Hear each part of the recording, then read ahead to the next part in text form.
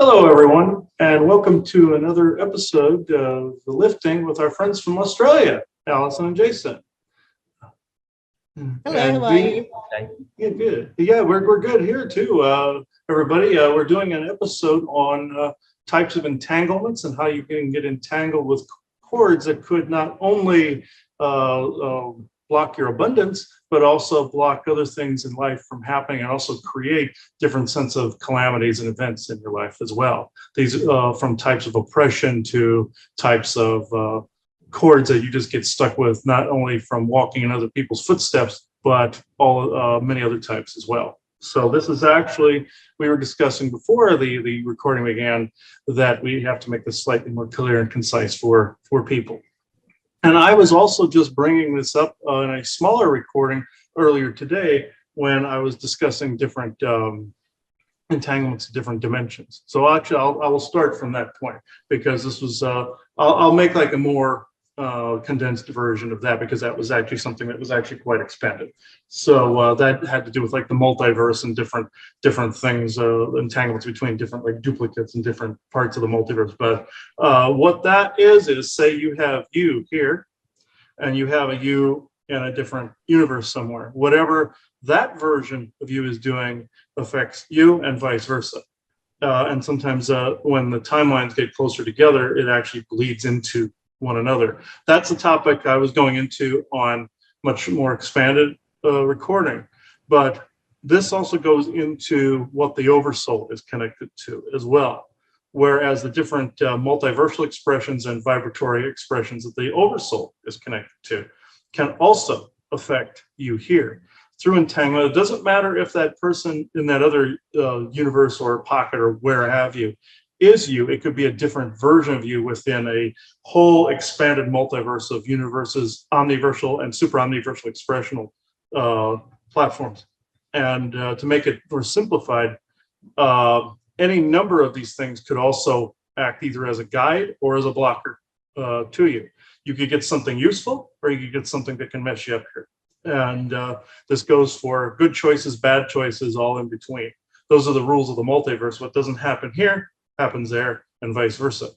Now to a more simplified form of entanglement, something that isn't more mind exploding to some people listening to this, doesn't go into the full multiversal quantum physics of it. I've gotten to the point where I'm able to see that whole expanded part of this. But what I've run into are simple entanglements, like say your footsteps. I'll use this as an example. Say you walk just up the street, out the door, going to the store, going to some big public place, something like that. You're literally walking through the footsteps of other people. And through those footsteps, sometimes you're picking up whatever, energetic, droppings they're dropping behind, or whatever mood those people were in. They're footprinting it in place and locking it in place from where they walk. You're getting thousands and thousands of those. You say you step in those same footsteps. It's like basically stepping in poop or mud because you're getting down at the bottom of your shoe. It's the same concept for your energies. And your feet have energy centers on the bottom. Your hands too, from picking things up as well. But on the palms of the hands and on the bottoms of the feet, there are these energy centers that get clogged repeatedly from walking to the footsteps of others, or again, picking up things or touching people or touching things. And also getting within the energy fields of people. You get it even on you in other parts of the body. But I've noticed the feet seem to be extremely susceptible. Even within your own home, I've noticed, there's things that you can drag back with you that you step through. But what we came up with years ago is to prevent the thing with the feet was the footsteps blessing. And it rather went like, I will not get entangled by the footsteps of others. I'm blessing the footsteps that I walk through that are of my own and other people. I cannot remember this specific one. I'll locate it and attach it to this video. It's been so long since I've had to look at it. It's also within on our website, the revocations, wards, and audits PDF. I remember in there as well. But it's no different than saying the dream time revocation where you have to revoke any agreements in dream time. It's rather like that. What I've noticed, especially when you have a certain, say, vibratory frequency and you go amongst people that are extremely dense, it's you're extremely susceptible to entangling to that individual if you don't have the proper protection of footsteps protection. Along with the blessing, put shungite pads under your feet in your shoes. I've noticed that that seems to work quite well for that. When you're around other people that are of lower density, visualize a shield around you. I visualize a suit of armor around me so that none of their garbage entangles with me, or no cords connect. And it seems to be more pervasive if there's a really big divide of energies. The Galactics, the way they protect themselves from this is they wear suits, they wear certain types of jewelry that protect them from entangling. One of the best examples in science fiction I know of entanglements, and it's 100% accurate. It was in the show Babylon 5 years ago, where there was a character by the name of Kosh. He was in this, what they call an encounter suit. And he was in this suit of armor. And nobody ever knew what he actually looked like. He was in this suit of armor all the time. And there was one of the main characters that was actually dying. He was falling to his death. And this guy, Kosh, was standing watching this, and another character went up to him and said, "You have the ability to save him, go do this." And he leaves his encounter suit and goes up, and he's able to fly and goes up and grabs him and then brings him back down to the ground. And then everybody could see what he looked like. He was at such a high vibratory frequency that anybody that looked at him only saw, they say, the deity they worshipped, or the deity that they were, entangled with themselves, essentially, or one that they looked up to in some fashion, some prophet or something like that. They didn't actually see his real face. Only his friend saw what he actually looked like. And then he went back into his suit. Why this is important is in the next scene, the captain of the station, his name was Sheridan, he's the man that Kosh saved, walks up to him and goes, "Thank you, I really appreciate what you've done."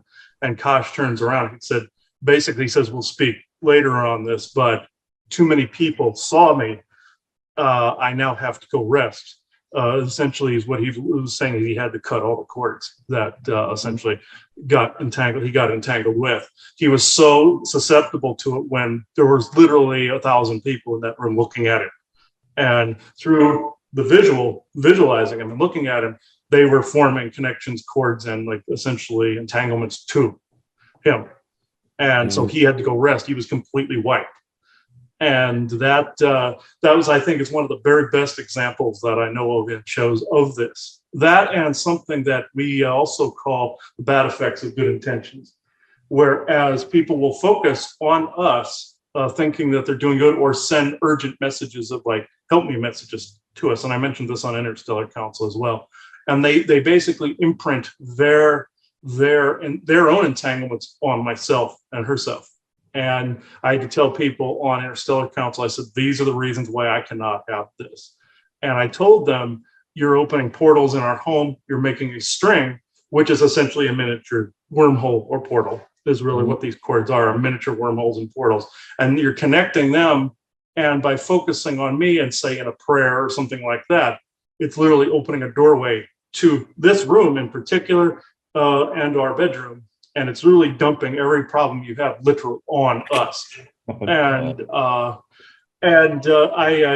I've told people this, and some were not too happy. Some had gotten back to me, and they were not too happy. Some were very, very understanding of this. They just needed somebody to explain it. And I said it's no different than like with Kosh with the encounter suit. I brought that up, except they're not visually looking at me, but they're using words, which are spells. They're literally speaking it. That's another form of doing it. Speaking the energy and speaking the words, you're imprinting that on that person. And basically you're wounding them or you're lifting them up. But if you're in a particular vibratory frequency and somebody else is in one, when you're making that wormhole or trail, the frequency you're at, you're basically lassoing that person and trying to drag them to your frequency, even if you don't realize you're doing that. It's essentially the same physics that some of these spaceships use to create wormholes. What it is one vibratory frequency and another, and say, this is the destination, this is where they are.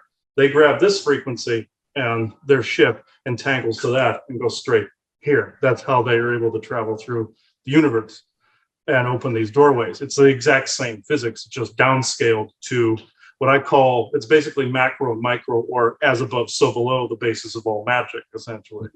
And that's the entanglements are essentially the small version of the larger wormholes the aliens use to go across the universe.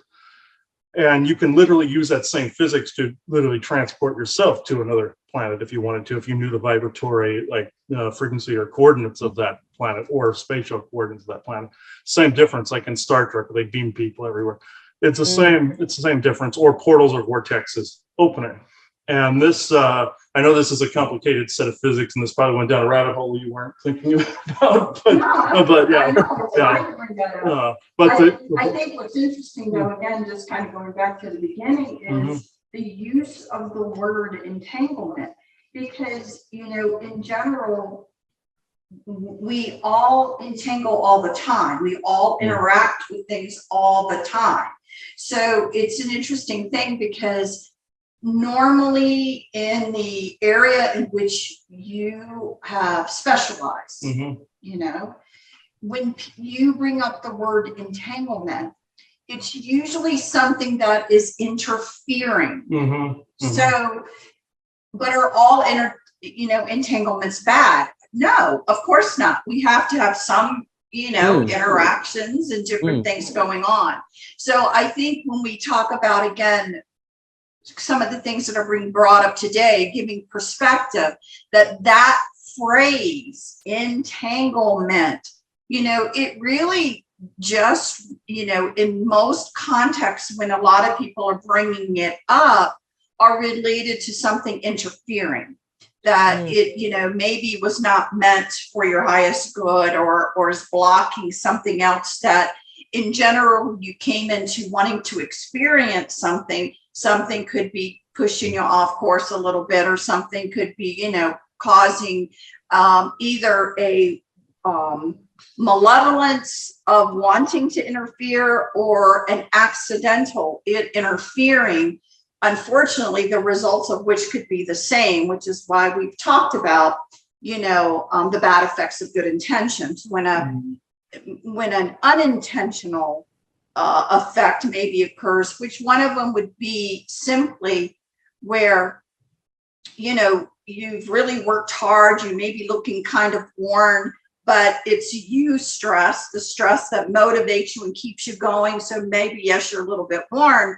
Someone sees you, they care about you, they love about you, they are sending, oh my God, you need a rest. Oh my gosh, you need a rest. And then all of a sudden your clientele cancels, right? You're getting the unexpected, but was that in really malevolence coming from somebody to cause something like that? And the answer would be no, that truly wasn't an intentional. It really was, I love you, I care about you, I don't want you to be overtaxed. So it goes back to, it's really hard to know what is for someone else's highest good, because you really don't know. And if one of the terms that we always want to try and encourage people to use is just, if you're going to give out something to somebody, just say, I wish your highest good, because you don't know what that is. And you don't want to cause an accidental interfering entanglement to somebody. So, you know, this broad category umbrella term entanglement, you know, I think it was something we were talking about before. I feel very strongly to get to the nitty gritty of some of this. As we're having some of our conversations, we need to define what we mean, because I think, you know, there are so many preconceived notions out there about what words actually mean. And it really, you can really come at a story using a word, and a word can mean so many different things. So let's try to define our perception of it so that people can follow along, I think, better in these conversations. One thing, though, I will add to this before we do that is there's another form of this. It's still the same form, but it's posting things online. Sometimes you will get so many people focusing on it. It's the exact same concept I was mentioning before, where you're getting people, you know, as they're looking, they're actually sending things to you. And there was a prime example of this was when I post things on the YouTube, it's not always in the order in which That's which they were filmed. Sometimes it's appropriate to when it's supposed to go out,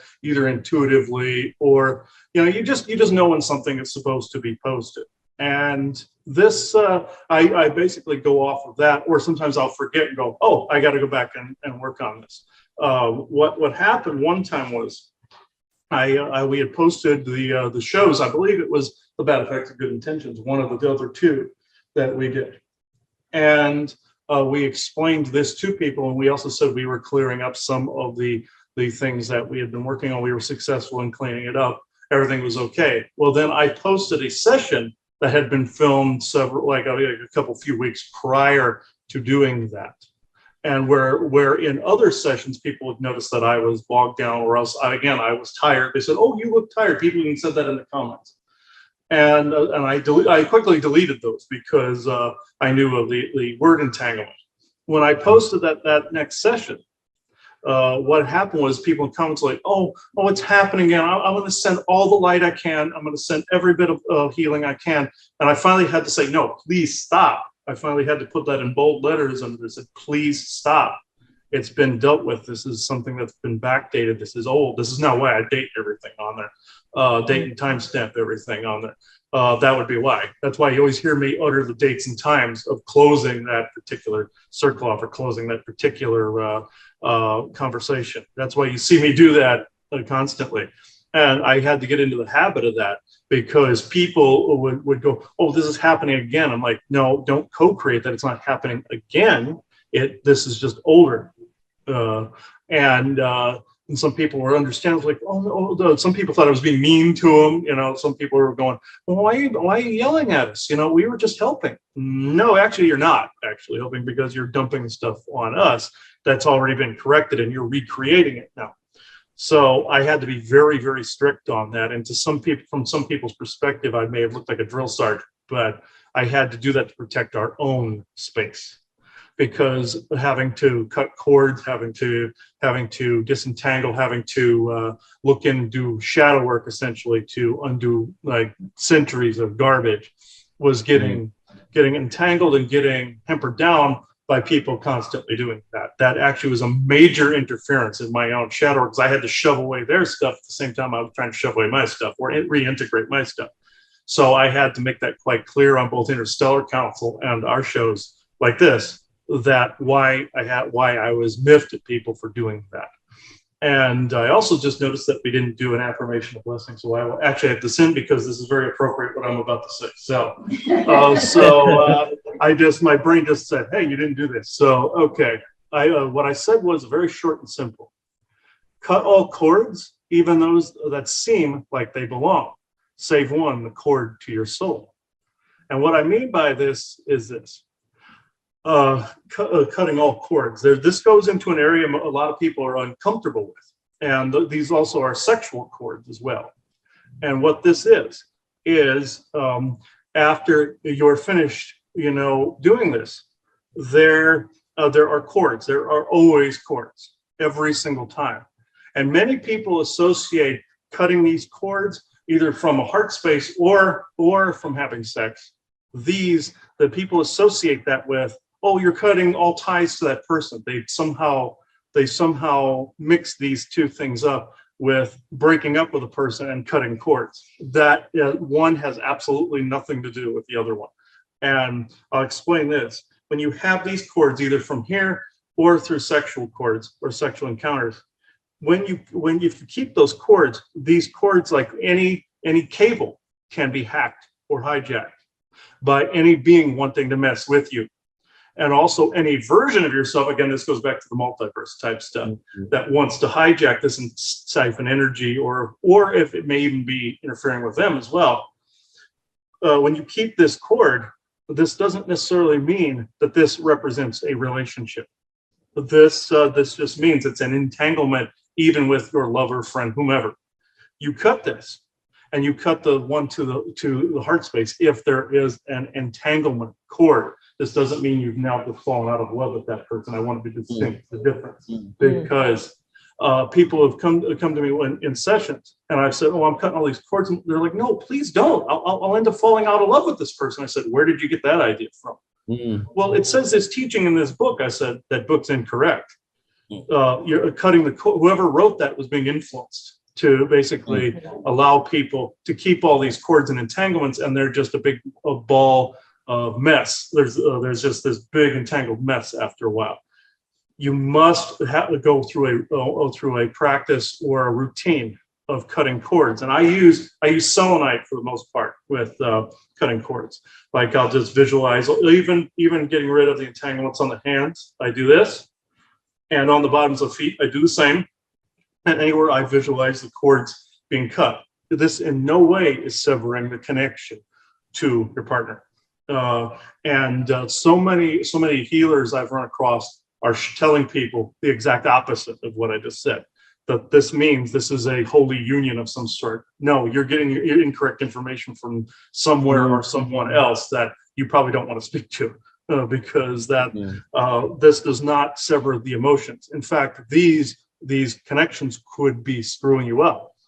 The finest example I have ever seen of that particular thing was in a game I've been playing. It was the Witcher series.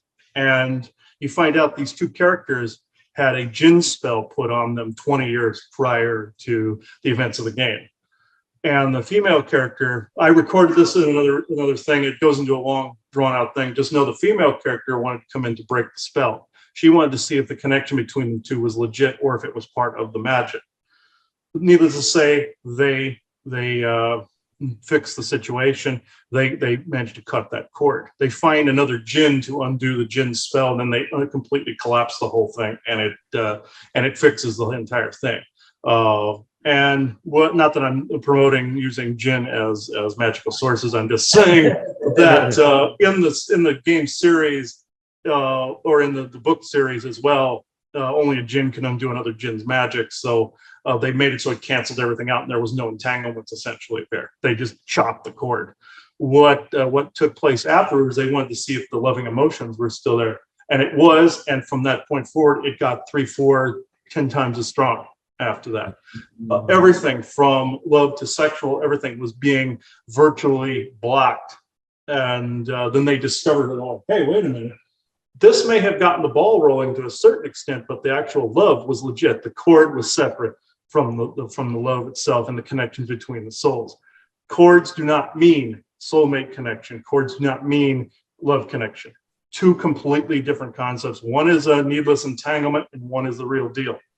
This is something that people have gotten so confused on because New Agers have been promoting this kind of thing for as long as I can personally remember. And the only difference here is where I said the one to your soul. That is what's known as like the silver cord that I always see in the back of people's brainstem right here. And it's also connected to the platinum chakra that's back here.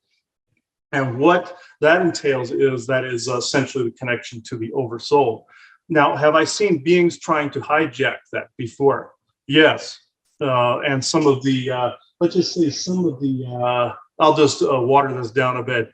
Some of the, say, the medical situations that have popped up recently and their antigens, let's just say, are directly responsible for trying to block that opening to the oversoul. And also any corrections you make down here, any audits you make, it would block that to the oversoul as well. There's certain energies now that are in place that are also causing a divide between avatar and oversoul, causing a weird emotional and like data or informational connection to where the oversoul's lesser qualities are what sometimes try to come through, and the human avatar could actually be even smarter than the totality of the oversoul, because the oversoul was one needing the experience of the avatar down here. It's a strange divide that's taking place right now in that.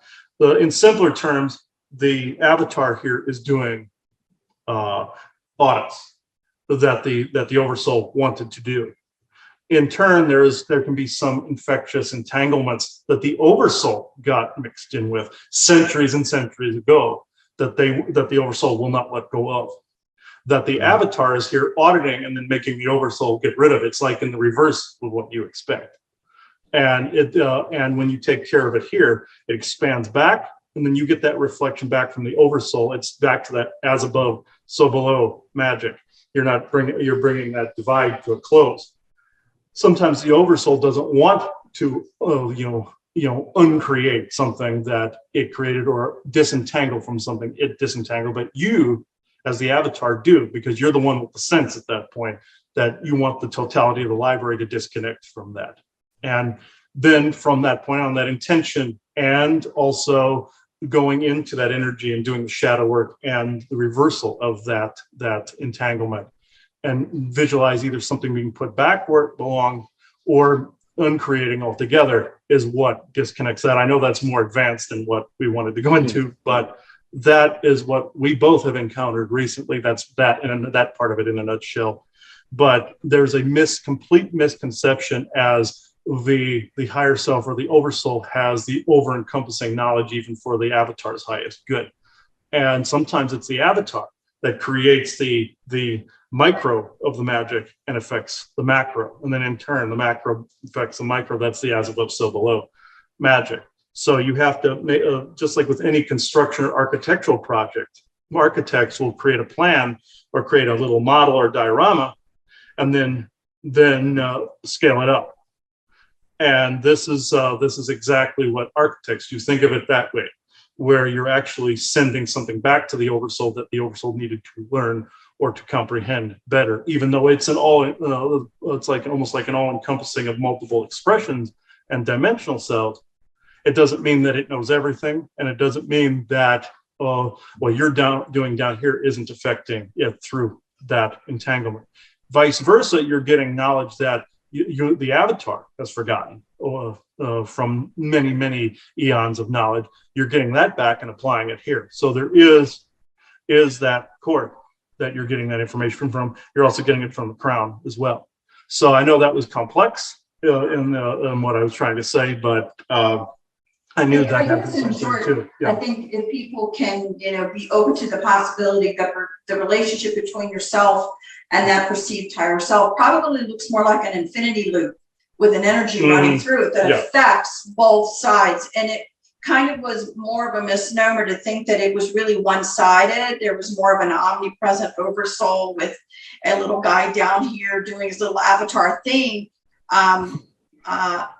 But actually the relationship and what's done, is much greater, and the avatars have a much larger effect, potentially even in the concept of, being here to help heal something within the multiple expressions that the oversoul had, to heal certain things or to bring certain things back into balance by what the avatar is doing now, that will then change and bring into better balance the oversoul that may or may not realize that it needs to be brought back into balance. Even these kind of concepts, I think, blow people's mind to think that there could be such a relationship. But that from our experiences and from our understanding, I think, as we move along our journey, we are going to be expanding our thoughts on things, and we're really just scratching the surface of our understandings now, and it really is much bigger than a lot of people can comprehend. Mm-hmm. But just to get back to the subject matter again, entanglements, I guess what I wanted to ask you guys was, when you use the word entanglements, and when you conceptually see that, what does that mean to you? I mean, what is it that is really, because really it is such an enormous umbrella term, more so than a single term, that my curiosity is, what comes to your mind? Why did you want the subject matter brought up? Was there something specific, an aspect of it that you really wanted to, talk about? Back to me again. So with us, I like the word also cords, cutting cords, which can refer to entanglements, which is probably a more simplistic way of talking about other cutting cords than entanglements, because they are similar but very different. So we need to do a lot of that here. And as you were saying, Chris, about, being on Facebook or social media, even watching, Netflix or whatever, you need to sometimes cut cords, or you can get entangled within the energies with that. So we've been doing a lot of cutting of cords or untangling ourselves from different situations, if this makes sense at all. So we are a lot more free flowing, moving forward, because that energy that you're talking about can really stagnate your energy and hold you back. And it's really interesting that you said about somebody saying to you, oh, you're tired and you need to have a rest, and then all of a sudden your clients and everything dropped away. So I thought that's really fascinating, because it's a possibility that that's what we've been working through as well on a level, that family putting in good intention and stopping the flow, or, nothing coming through. So, so it's as you said, Joanna, it's a very complicated arena to talk about, and we need to be, as you said, a little bit more defined in that. So does that sort of make sense what I've been talking about? Yeah, I think so. And again, we never like to talk about things. So, this is so expansive. So I'm going to take a moment here to talk specifically about that type of entanglement, because it affects everyone. Okay, so this is a type of entanglement that affects absolutely everyone.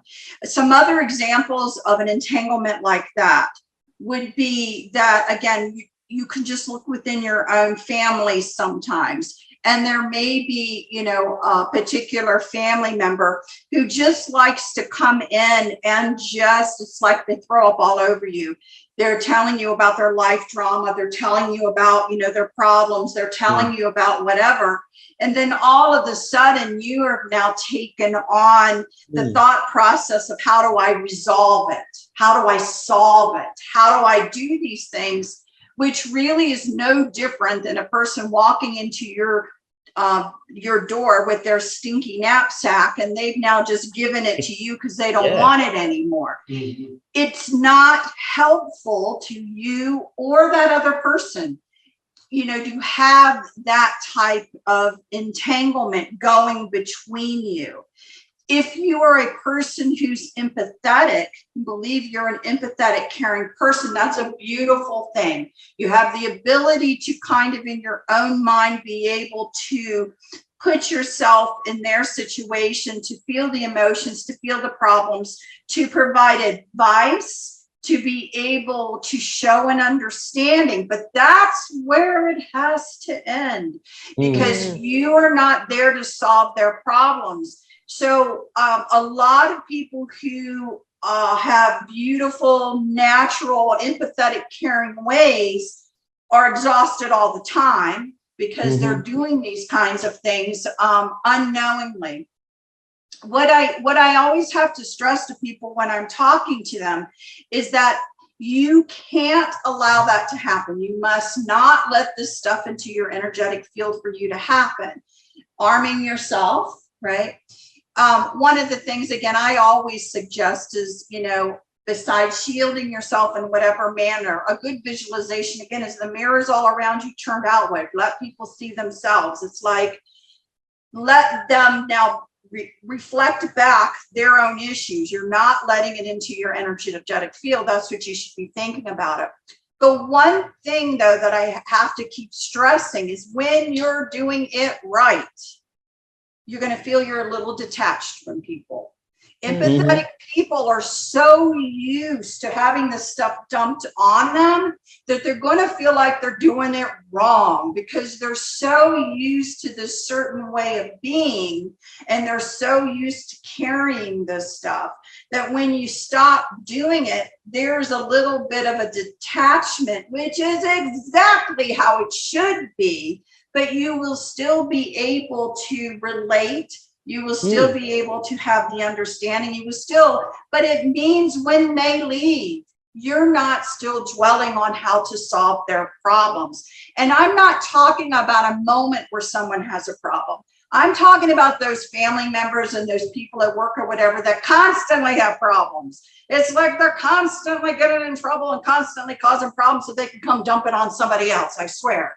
It's like the relationship of being a magnet for problems to be able to pass it all around. So that person has the energy to go get into more problems and then go and pass it around. You have to choose and understand that that's interfering potentially in your life. That's not your job, because when you're dealing with everyone else's stuff, you're not dealing with your own, and then they're not learning, what it means to have to, first of all, deal with problems, and or secondly, if they are that type of person, the consequences of what it is to be that type of person. And one consequence is you're going to get away with it, because you're going to find people who will always do whatever, and you can do whatever you want. And you can cause whatever chaos you want. And you can do whatever you want. And that's one side of that coin that they're happy with. The other side of that coin that they need to experience is what it feels to have people walk away that are like, no, I am not here to be your life vest. I'm not doing it. It's not happening. What you'll find is that people, if, with that type of personality, will most likely after a while on their own kind of distance themselves from people who do not allow it, because they're looking for the ones who will. And, you can love them from afar. I'm a big fan of loving people from afar that want to cause harm. The other thing that I would say in this that people need to try and do in this one particular instance, there's so many different ones, but we'll stick with this, is the fact that, do you need their energies for anything? It is a really heartfelt question, because it's like there's a moment where you're struggling and I do need help. I've just been ill in the hospital. I do need my friends for this short period of time to come give me groceries and love on me and, be there as I cry because my arm hurts because I just broke it or whatever. That's not what I'm talking about. I'm talking about the consistent ones that this is their lifestyle. So these people, exist, and how do you know sometimes who is who out there? You could be meeting people from the very first moment, and you don't know who they are yet. You don't know what they're all about and everything. Again, you could be people here that are putting yourself out there, and you have no idea who's listening to this on the other end.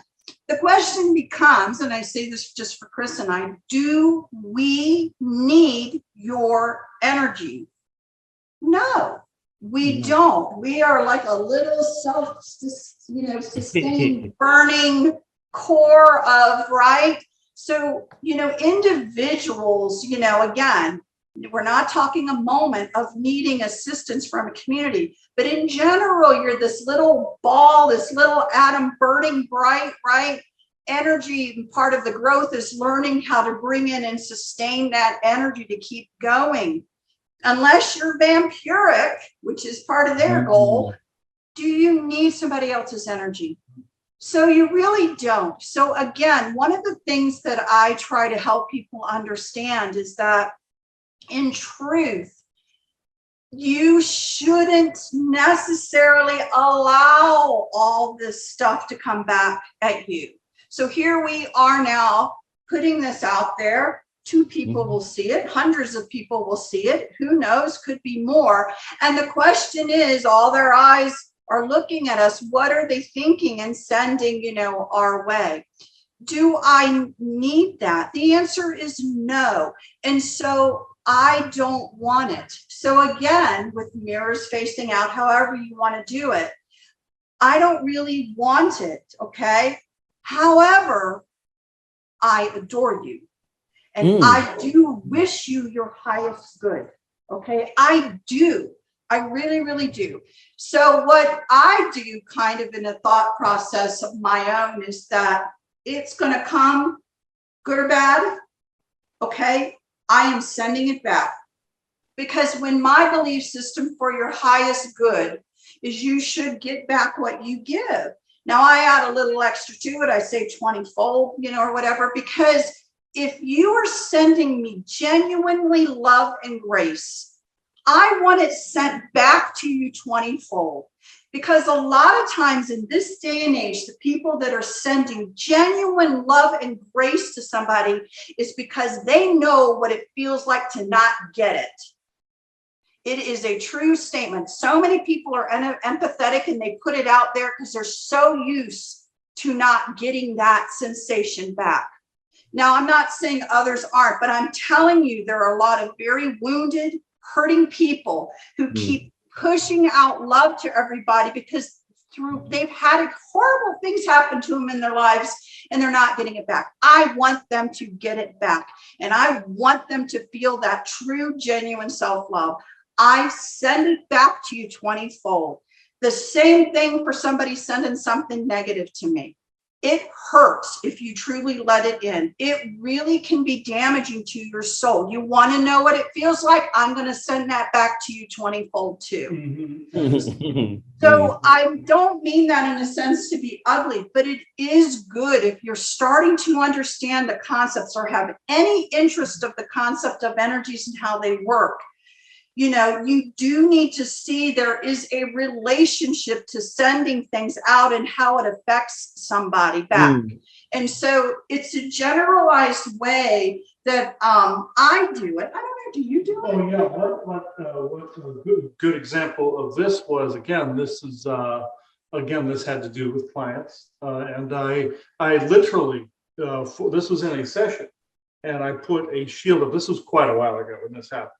I put a shield up, and this whatever this person was sending back at me, I surrounded myself in mirrors, and I shoved it back at the person, or it deflected back at the person. And this person gasped. They said, "Oh my God, you just attacked me!" And I said, "No, I did not. I put a shield up because you were sending stuff my way, and it literally bounced like a reflection back at you. Now you're seeing what you were exactly sending at me."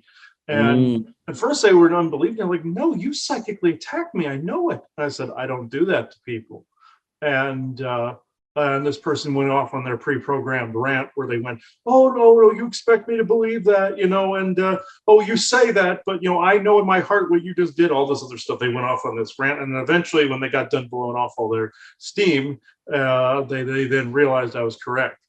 And I said, "Do you realize what you just said was basically a cookie cutter pre-programmed mess or spell that you just uttered out that I've heard from hundreds of people?" And they're like, "No, I didn't actually realize that." I said, it takes a lot of different variations. Some people think they're being demonized. Some people think they're being attacked when in fact, you're just protecting yourself from them. And so you don't get entangled. There's another couple forms of entanglement we haven't mentioned. One is we see quite often. This is probably one of the most prolific spell type ones that are out there.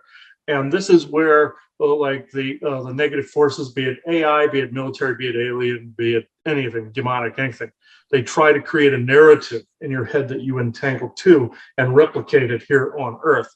I was just shown in my head, so I didn't forget this, was there have been a prolific set of stories that have run through my head that for some reason I always left open-ended. I just tried to ignore.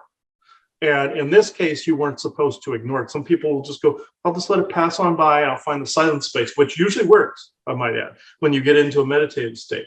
In this case, you have to be your creative self and find an end to the narrative and cap it off and close the circle off.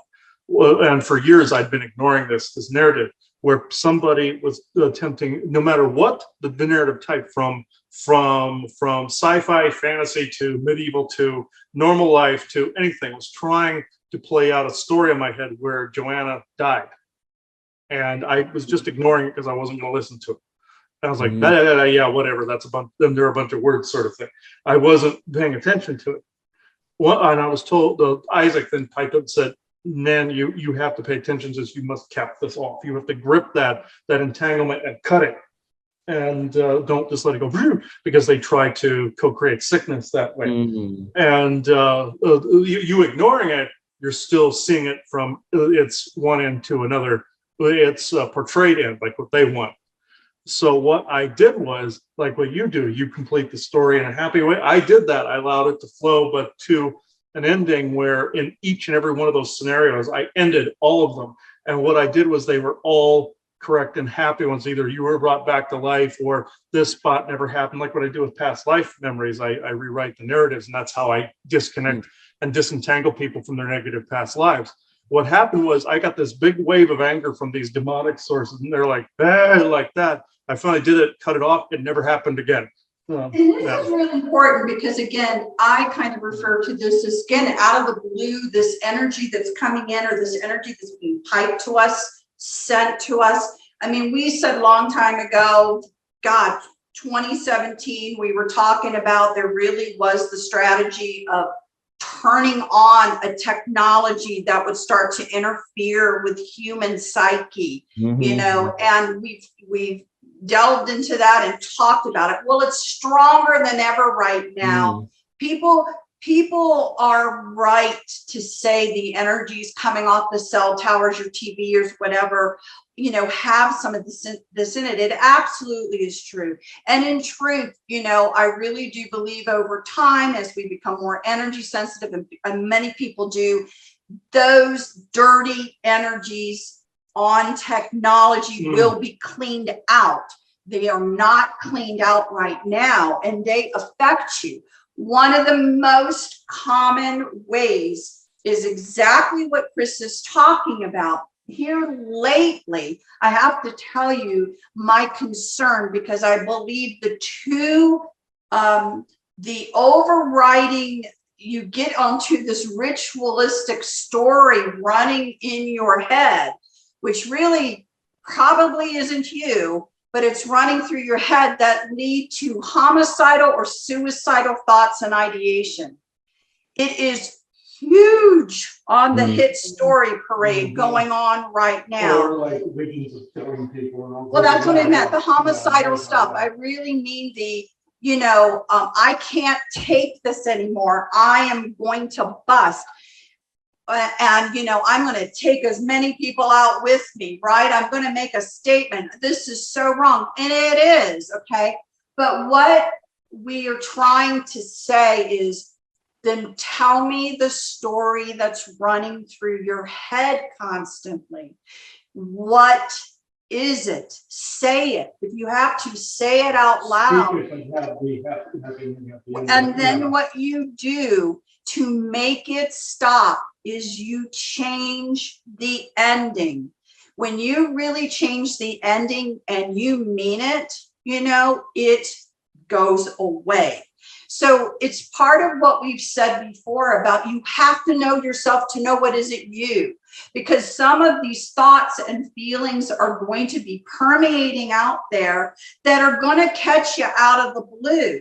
Something made you mad at work, and now all of a sudden you're in this ritualistic thought process that may wake you up at night and tell you a few more stories that are in the same realm, where all of a sudden you can't get along with your coworkers, or you can't get along with family members, or you hate everybody. Is that really who you are? You have to ask yourself this, because this type of permeation of entanglement energy trying to really get you to help co-create something that is not for your highest good is happening. It's been happening. This really isn't new, but it is extra powerful going on right now in these energies. You need to cut that.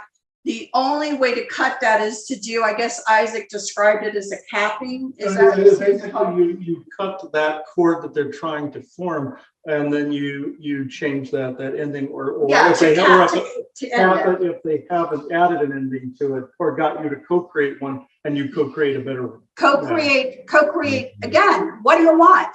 Right? You could really be mad and say, I really have decided I want to take out a bunch of people. Really? Is that how you want society to look? I think you're in a, you know, really, is that what you want society to look like? People going around doing that. So most people, when they really come to their senses, know that they're in pain, they're hurting, but they're not realizing where some of the energies of that pain and hurting are coming from to try and generate this. You need to stop it by changing the ending of the story to something you'll want that is more of a positive ending, it could be you're dealing with somebody who truly is in a position of power at your work or someplace who really is a jerk. They really are that jerk. And you could go in and you could be frustrated and that story starts running and you want to blow up anybody and anybody around them. That's great. Fine. See where that gets you. But my point is that really who you are? Or would you rather see him be caught and not allowed to be in the position of power anymore? What do you want from society when these jerks are maybe doing something like that? What do you want? You can't kill half the population, which in the United States, there's some hardcore Democrats who want to kill half the population in the United States. And unfortunately, they have free air to be able to speak upon. And again, that's a spell casting as well that they are a part of when they're speaking their crap over the airways to add so much hatred to sin. And these humans and these entities can't really co-create the same way we can. We have a broader range in that area. That's also why the Oversoul chose to enter this particular form at this particular time. So this is why other beings try to hijack that and co-create their own agendas. And this has also been done, again, through television, through artificial intelligence, through social media. And this is why I created the social media revocation. And I have that, again, in that same document on our website. Whereas basically it revokes any other ties, bindings, contracts, and entanglements within the social media. That's why I did that. I noticed when my eyes started to feel sour or heavy. And this went in primarily through the eyes. And this does this through television too, because there's a plethora of symbols that come through the television. These weird glyphs that come through the streaming, through Wi-Fi, I see them in the air. There's like these spell glyphs that shift and change and morph. And I tried to grab a hold of one to see what it said. And all it really was telling me was that the AI was programmed to get people to primarily look at said program, said show, listen to said words, take all of it in. And that's basically what it was translating in English for me. And I noticed the symbols weren't linear. They were all over. They were in a quantum. They were coming from a quantum realm or another dimension, since some of them were coming in from another dimension. And I came to find out in someone's session that the Wi-Fi tower, or the 5G towers, had a portal between them that was connecting dimensionally in and out, kind of like this inverted vortex through a portal. And what it was doing was taking that spell language and echoing it across the ether, bouncing it to all of these, all people's televisions and phones. Where that was coming from also was the moon, which was the artificial intelligence, like basically eyeball and receiver. The other source was Saturn. And it was coming through that way. That's where the dimensional link was originally, that generated all the portals between the towers. It was through the moon, and then the grounding rod, of course, is the binary network, which the receiving antenna was created at the World's Fair in 1964 by Wernher von Braun. So essentially the reason they did this, where they were showing that expo, is they were basically showing everybody, you will be too stupid to operate any of this equipment in the future, is essentially what the Nazis were saying, and because of what they were about to do to people. And what happened here was it still went with that as above, so below magic. Grounded here, micro, macro, meaning moon and Saturn. So that entanglement then basically bounced through all the towers and continues to do this. Even then, it was starting to rev up and eventually went to 4G, now 5G. And this is one of the biggest mind control things that is out there currently. And it's just a big series of a bunch of almost like finely hair-thin entanglements that goes through people's eyes and forms like this clogging entanglement in the eyes, and it affects the brain very badly. And it's a very bad form of mind control, because it gets right into the synapses and just kind of wraps around the synapses. Just think of about 1 million miniature micro portals, essentially, or vortexes, essentially wrapping their way through someone's brain. And that's essentially what it's doing. The final type of entanglement we'll talk about, make it short, is the ones that we've spoken about with the Secret Space program. And that is, I see this for people. There's two things I see in people that have either had been in this or still are. when they still are, I see a gigantic quantum entanglement. This goes the other direction, where it goes bigger. And I see like a manhole size cover of a cord that's going straight through their back, through their head and their back, all the way to the base of the spine. It's just like this big, even bigger than a manhole cover. And it's kind of, sometimes it's oblong, sometimes it's round. It kind of fluctuates a little bit, kind of like the end of a big braided rope. And this tells me this person is in a program currently.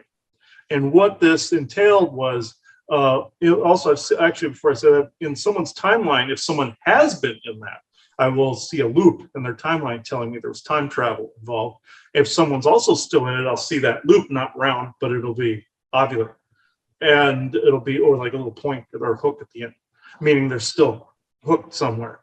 And when someone is taken into this, they're essentially taken out of their body and put into a duplicate of their body, a clone, or whichever the aliens and military choose to put them in.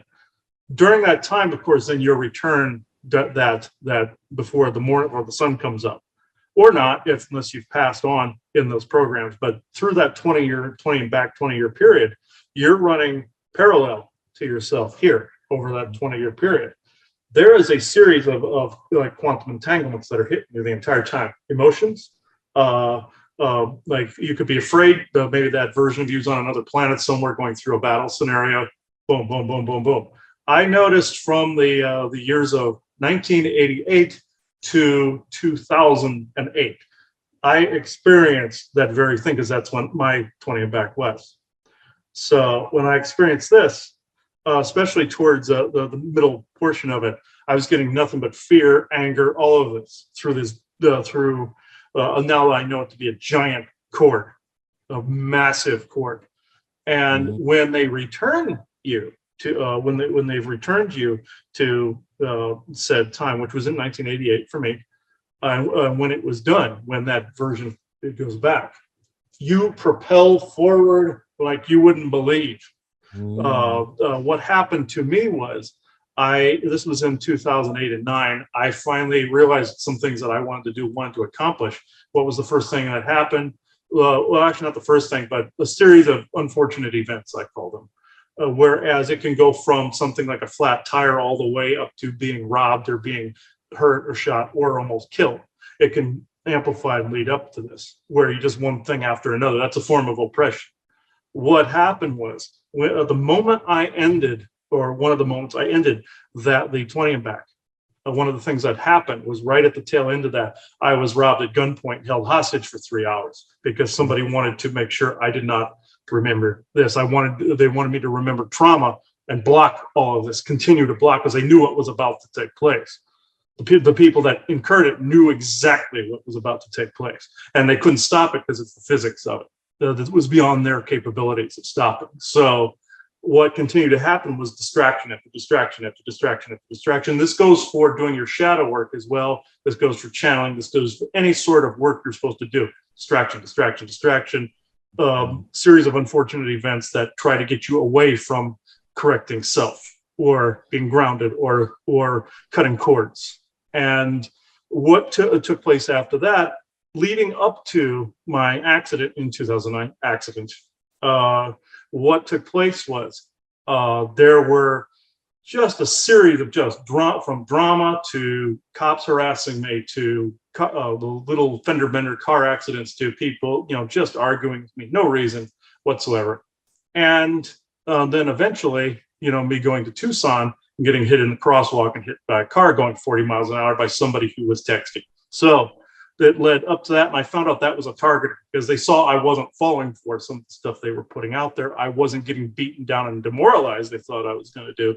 They decided to do that. But in their infinite non-wisdom, let's just say, that's what allowed me to bring these memories back to begin with and propel forward. I had the near-death experience that I had that allowed me to basically what it did was reboot my brain and made sure that my abilities went into hyperdrive, and it led up to this now, what I'm doing now, which they thought eventually later on, because they can skim timelines, they thought they could hijack that, and they haven't been successful in doing that. I just went off on my own tangent, according to them. I went off on a tangent, but I really don't care what they think. But it's but the point of this conversation is when you break free of these entanglements, your life can propel forward. You'll get greater abundance. And this also means entanglements to people that do not serve you as well. If you have people that you're living with, and like say roommates, and I've had this happen, where you're struggling, like, why are you struggling? Why am I struggling when I'm doing everything right? You're around somebody who is basically a walking black hole. That's why, and sucking basically the light out of the room like a vampire. The good example of this was when this was just prior to me getting hurt. I lived in a house with some friends of mine. We were pretty poor. I mean, dirt poor. Like I always joke and say I was eating ketchup packets. You know, that's how poor we were. And for one, I basically made the decision at that point I wouldn't be that way again. What happened was there was a roommate, two roommates. One was a girl, one was a guy. The woman was always so afraid of what was going to happen to her children and all this other stuff. She was basically making an infected ether around everybody and entangling everybody in that fear, and expected everybody to go into lockstep, exactly like what happened with the current 2020 calamity, where all the fearful people expected everybody to be in lockstep. It was the same identical program. What happened was anything that I would do to try to better the state of the household. Oh no, please! That costs so much money. No, please don't do that, please. Everybody had to just walk on eggshells around this person, and I refused to do it. There was also another roommate that he was mentally unstable to a certain. Actually, correcting, there were two roommates that were mentally unstable, aside from the one I just mentioned. One was more like he went through an immense amount of trauma, and he replaced the other guy that also had an immense amount of trauma. The first guy, when he moved out, I was wondering what the emotions in the house were, why I was feeling this immense sadness, this immense homesickness, this immense all this. It turned out that it was the feelings and emotions of the first guy. When he left, I felt fine. When the other guy moved in, he bogged down the ether again, and it was this anger ether, fearful ether that was building in the house, and it stayed that way up until he basically he didn't leave. I got hurt at that point, and I had to go. And from that point forward, when I was away from that, I noticed some things starting to improve. And I always tell people, if you have toxic elements around you like that, get rid of them. Even objects that may have an entanglement on them. Photographs especially fall under this. Videos even, I found out, fall under this. I found out digital files can be cursed, actually have a magical curse put on them. I came to find that out. Photographs too, they can have basically the emotion and the entanglement of a moment in time that may not apply to the now. Objects like what you and I were talking, both you and I were talking about in another episode about that clock we were referring to in a past one. It also had a moment in time that was locked because the clock froze at the moment I was taken into my 20 and back. I found out the clock had been frozen right at that point in time. And I burned the clock. It freed up that entanglement. The entanglement burnt like a fuse and it disappeared. And it freed up more of what I needed to do. And I found one object after another. I've been mentioning this on Interstellar Council. Whereas when I've gotten one object after another got rid of, it's freed up so much energy that now I was able to focus more and more on a certain shadow work that had to be done, or focus on organizing things. And when I started focusing on organizing things, that's when the cancel culture hammer cracked down on us, and we got our Vimeo canceled. We got canceled from Vimeo. And so it's basically tit for tat. It's like one step forward, two steps back sort of thing. But it still is progress forward. So now I know what needs to be done. The enemy might come back and go smack, but at least when you're angering them, you seem to be on the right track. So that's basically what I've run into with those types of entanglements as well, from objects to even digital files. Like I came across these discs that I had, the old archive, And there was an old cursed file of an old voicemail I had on there. It was an EVP I had from back in my paranormal days. And the echoing that was coming off of these discs was horrid. And I went and deleted them. And with each one that I cleared off and took only what served in the now off of those discs, I only took what I actually needed in the now off of them. And when I did that, and then I threw each one away when I was done, or each grouping of them away, I declared that I basically revoked my ownership of those discs. The moment I did that, and I even have some files I may attach to this video about when we had the TV messing up in the other room. The TV was starting to mess up. It was starting to act like there was a haunting of some sort. And what happened was, as soon as I relinquished ownership of the last disc, all the haunting activity stopped in the house. And I just threw them out. I just threw them in the trash. I did that with photographs too. Most people want to burn them. I just say, I just revoke or relinquish ownership of this. It is no longer mine. I have no responsibility to this whatsoever. And I have no ownership. The moment I did that, all stopped completely. So people, it's an interesting thing when you talk about objects and pictures and whatever. It's kind of like, what? That can be a problem too. And the answer is, well, it can. But let me give a little bit more specifics I'll try to make this brief for people to utilize on how would they know. Okay, and then what do I do about it? So how do you know? In general, we have talked many times of, if you're a feeling person and you're driving down the road and you hit a dense pocket of energy, it feels like pressure on your face, sinus pressure pushing up against you, maybe making you feel a little sick, okay? And then you drive a few more blocks and it's gone. You kind of just went through a pocket of dense energy, or you could be going through neighborhoods that are dense and that your sense is telling you you shouldn't be there, and you probably shouldn't be there, right? Stop at a gas station where it feels a little bit better.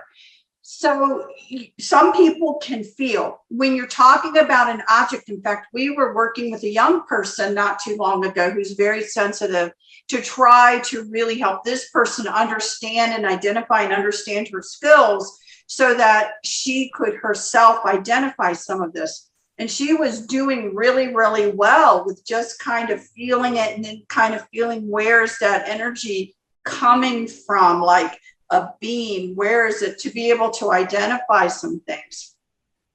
She actually had, and I'm going to go back and tell you something pleasant right now, and then I'll explain it, how it relates and how the entanglement is there. I'm going to use a baby blanket. Okay, so this is something, everyone sees babies, they have that, they're loving that blanket. They don't want it to go in the wash. They don't want, right, until it's threadbare.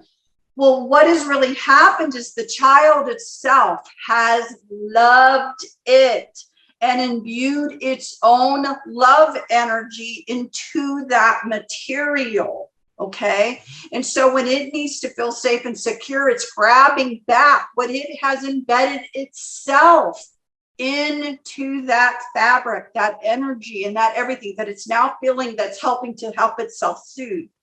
So, so when it's washed or whatever, it's like trauma to the child because of some of that energy, let's say, being washed away or something like that. But it really is, that's the bond. That's the child bonding itself to something else and being able to grab that energy back when the child needs it. You can do that with trauma. Okay, so you can do the exact same thing as something that's loving and giving, and you can do it with trauma and energies that are negative. The best example that I can tell you, and I am going to use this person as an example because it's a brilliant example, is the fact that when we really got down to pulling the things that were out of the room, this person was afraid to sleep in their own room.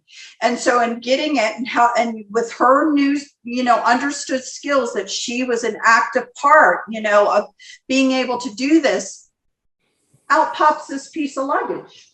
Luggage? You're like, luggage? What does that have to do with anything, right?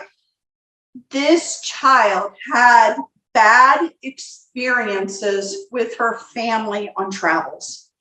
what would happen is that this child was so energy sensitive and did not know how to cope. She's in a car full of other people. She's picking up on all these emotions, all these strange things. She's having a hard time coping. It would always kind of lead to, misery in the family and things that just weren't good.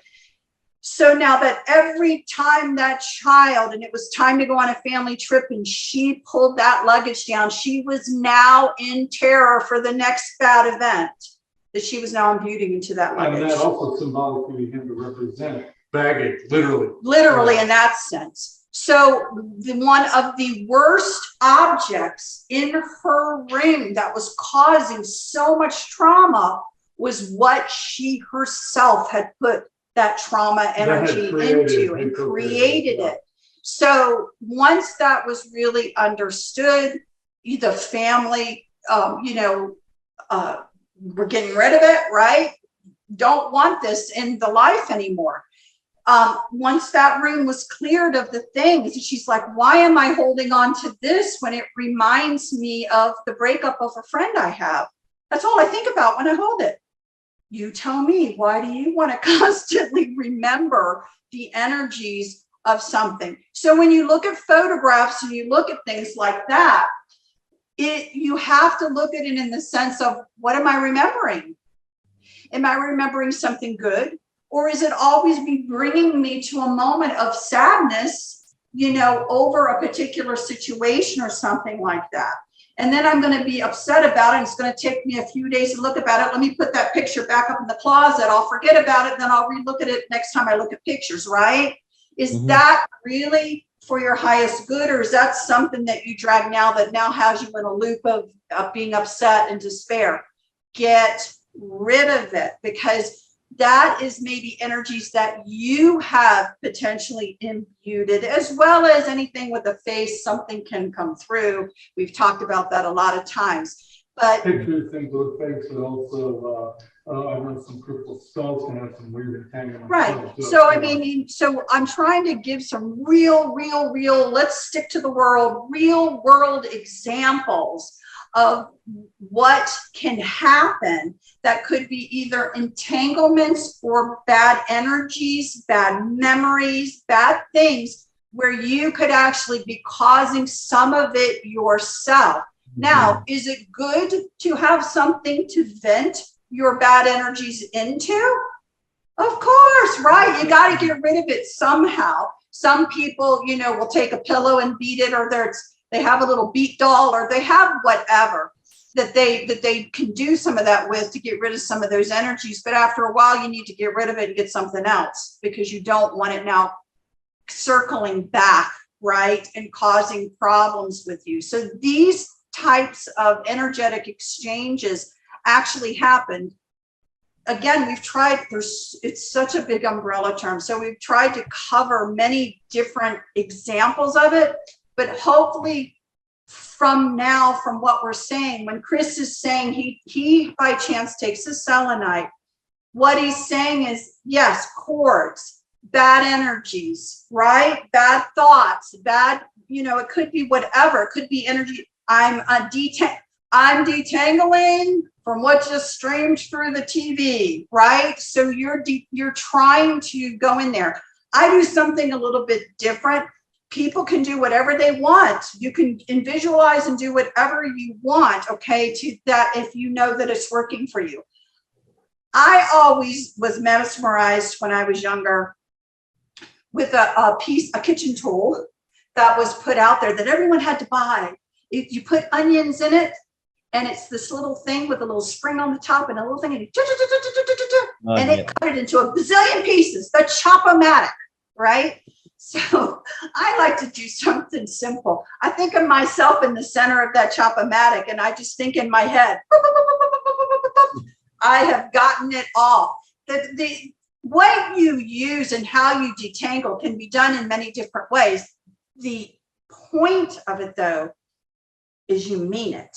Your intention that's a visualization of your intention to detangle. So it can't be, I hope that worked, right? No, it is done, right? With very strong intention that you've now cleared everything and I'm going to have to now say to the best of our abilities, because it's so easy to immediately get retangled into things again. At the end of the day, don't feel like you need to turn the TV back on. For the love of God, don't put social media back on if you've just done. You see what I mean? So you have to almost protect yourself from some of your own practices of what you're doing. We would always recommend, if you can turn your router off at night, you turn it off. We would always recommend, do not keep a cell phone right next to your head. If you can hear it go off, if you're using it for an alarm clock and there's some distance between you and it, all the better, right? So do these kind of hygienic things, because part of dealing with all this is the awareness that it's there and that it really exists. And then you can start to do things, right, to be able to diminish some of the effects of multiple things that are coming at you to cause some sort of problems with your energies or again, your energies, your thoughts, things like that.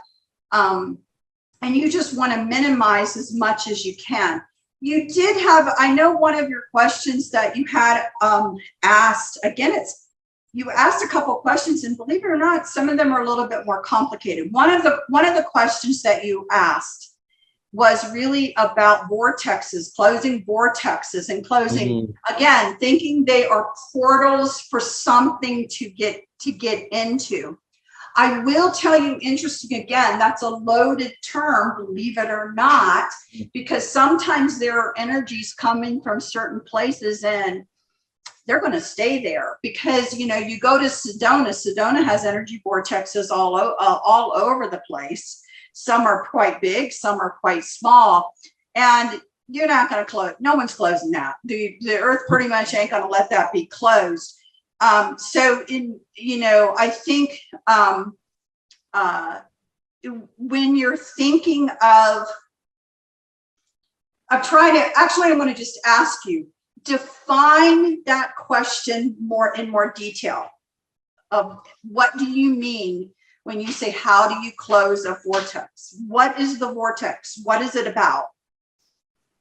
Okay, so let's use a bedroom, for example, and there's a vortex or doorway that's being opened by a galactic coming in to do some tampering, and you close it and then it happens again. Then you do other things to close it and they reopen it up. So how does one stop that from happening Permanently? Does that make sense? Okay, yeah, that actually does make sense. Yeah, that's what I mean. Define it. Define exactly what you mean. What I would do, well, especially since I do channelings and the like, when you're doing a channeling, again, you're opening up a portal. Most people don't understand this as well. You're opening up a portal to wherever that being is. That's why you have to be careful of who you bring in and discern specifically who and what you're dealing with. Now, with portals that are already open, and this includes a channel opening, there's a couple of things that I do. With a portal, let's say that's in a closet, that's generally where I usually find them. I just visualize like I'm zipping a thing shut, like I'm zipping a zipper shut on a jacket or something. And then I kind of rub the endings of it together, and then I disperse the energy, and that closes it. What I also do, if it's a vortex can become a portal, or can be like almost like a vertical version of it that a negative being can make this weird vortex like conduit in someone's home. There's natural ones and there's fake ones. There's also technological ones somebody can make in the household as well, kind of like this weird pillar that comes up like this. What I do is, when something negative has created a floor conduit that creates a vortex, like if somebody puts a pentagram on the floor and opens up this conduit or doorway, like if a Satanist does this or something like this.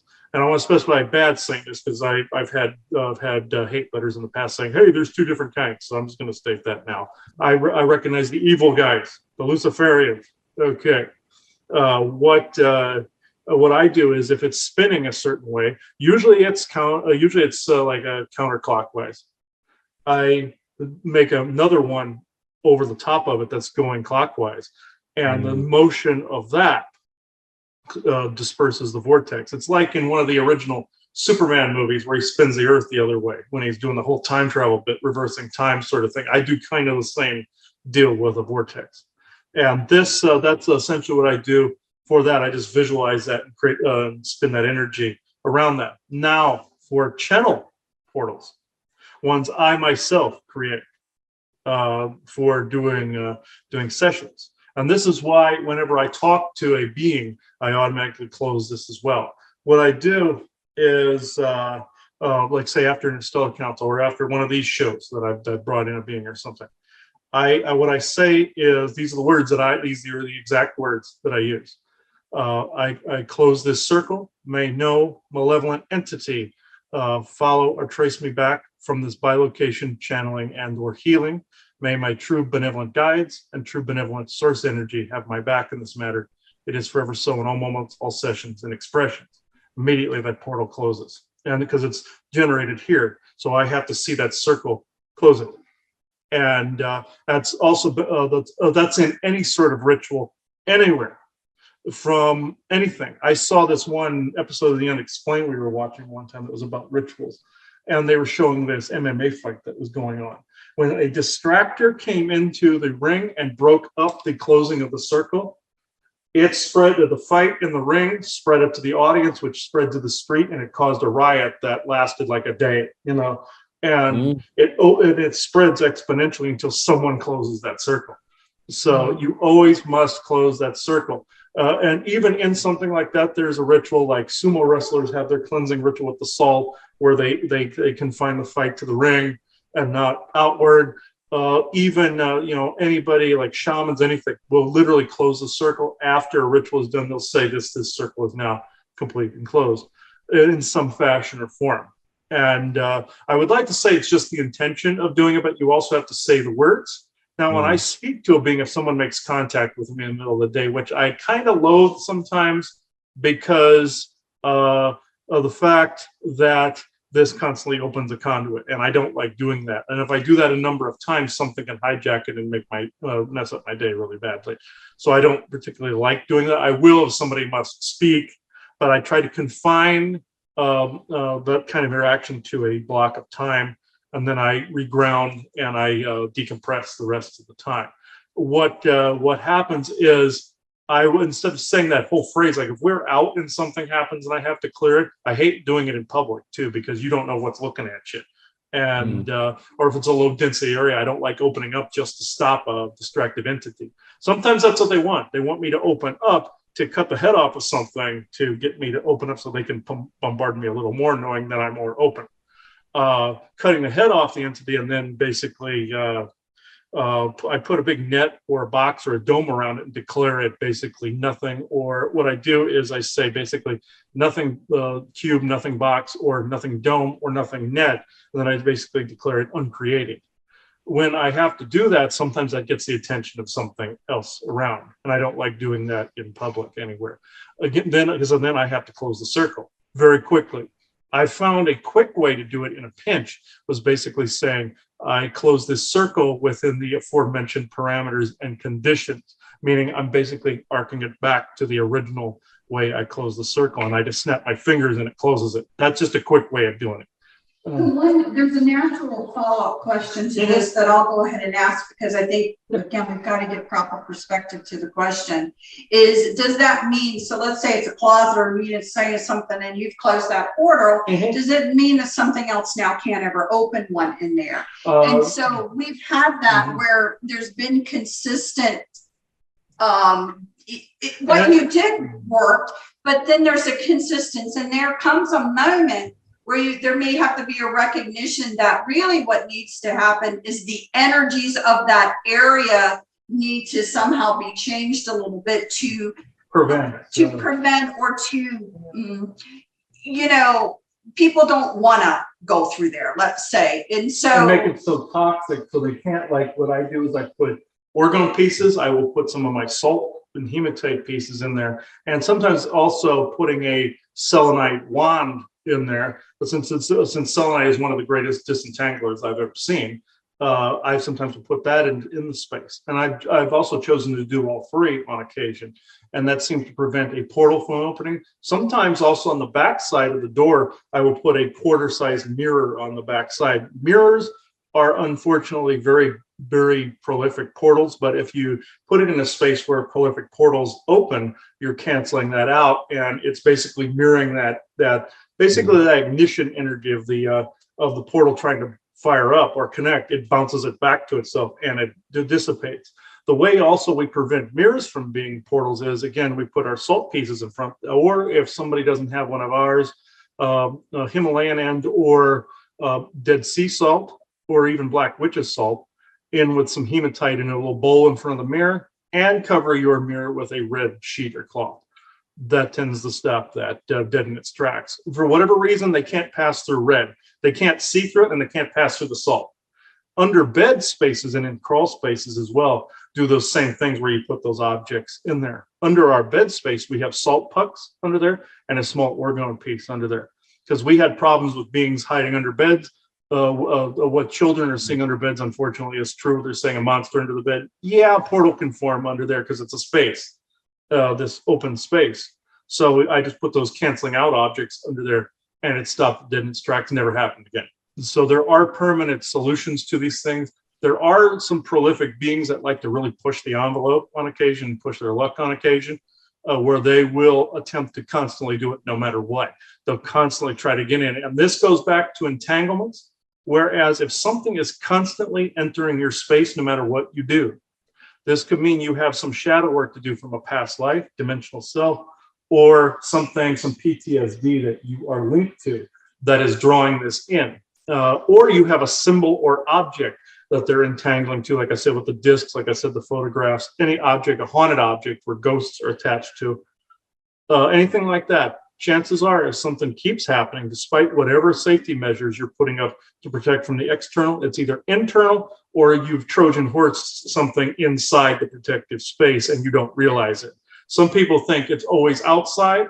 Sometimes you're drawing the outside stuff in because you haven't dealt with internal junk, or you have not dealt with objects in your space that need to go, and they're using that as a portal or a conduit to constantly open something in your space. And I've learned that the hard way on multiple occasions. This is why I allow very few new things in our space, especially like, even though I like some antiques and stuff like that, I'm very wary of them. Now, that's not always the case with every single one of them. That would be asinine to say that it's all of them, but it's, I'm very picky about what I pick up, what I touch, so I don't entangle. You know, I'm not becoming an etheric hypochondriac, though, in that particular sense. But this is why I wear silver rings on my hands, so this doesn't happen. This meridian likes to get entangled and clogged on both hands, especially whatever hand you write with. I'm the or receive with. That's my right hand. For the most part, this one would get entangled and clogged because I would touch things. The feet were the same way, where they would get clogged from stepping in certain areas. Again, I'm not going to be like an etheric hypochondriac going, wait a minute, I can't step here, I can't do. No, I'm not going to do that. But with all the protective measures in place, the more of the shadow work you do, and the more of facing any of the PTSDs and traumas you have, the less likely those particular entanglements are going to take place. Anything else that shows up that's overage, basically kick its ass and get it out of there, or protect against it in some way. Use whatever methods you have at your disposal to get rid of it. Which I'm going to say minus certain religious iconography as well. I got to go into this section because it applies. One of the things we had to destroy in that house was a picture of Jesus.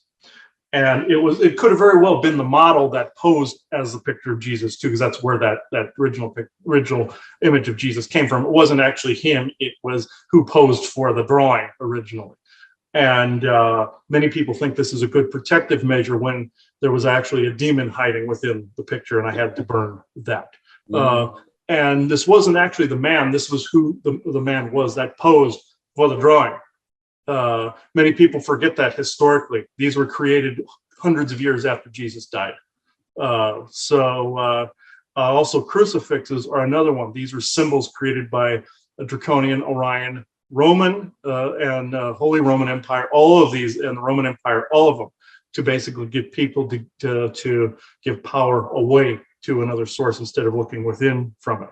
And this is what ended up creating Christianity and other religions where people were trying to worship or send their power elsewhere or will elsewhere.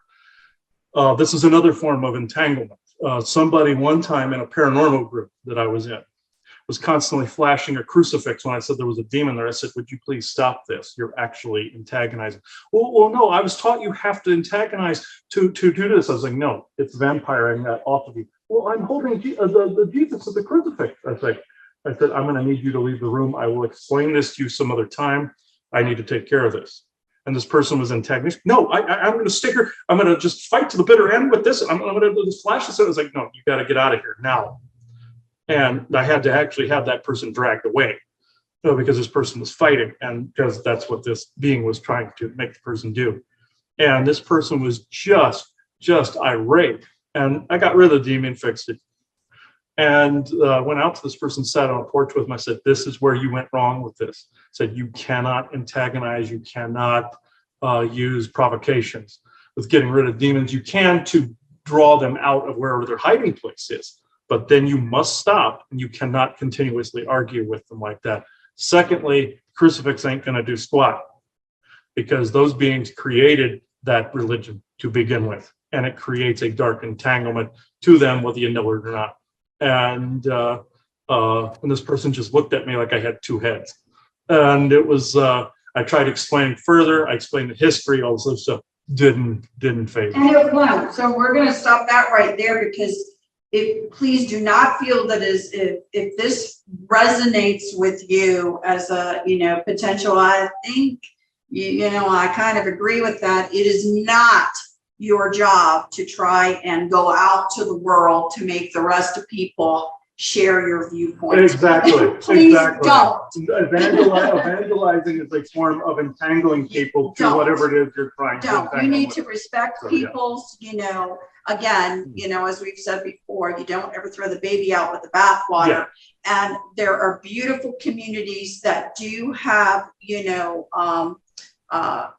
groups that get together under our religious roots, and they do beautiful, beautiful things for their communities. They care, they feed, they do these beautiful works. They should not be thrown out just because there is misunderstanding of maybe that there was a malevolence that weaved its way within it. You do not throw out when good people come together to try and create and do beautiful things. So we do not want you to, go out there and do that. We do not do that ourselves. But there comes a moment in time for some people where there's a lot of homes, and we just give them information for them to just ponder and think about. Either it means something or just drop it and don't pretend we didn't even say it.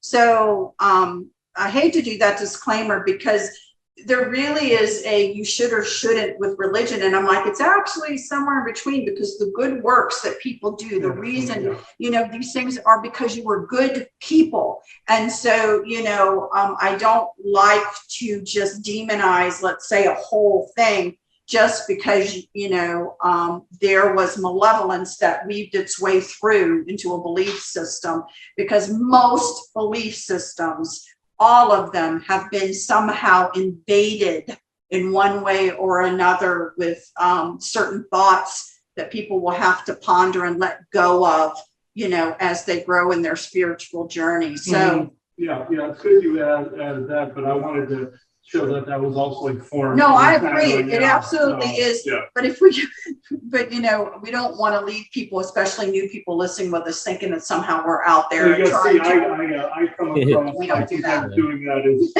too aggressive when I'm saying those things, but it's just like when I've had so many of those experiences. I even grew up in good old Bible Belt, Nebraska, so it was like.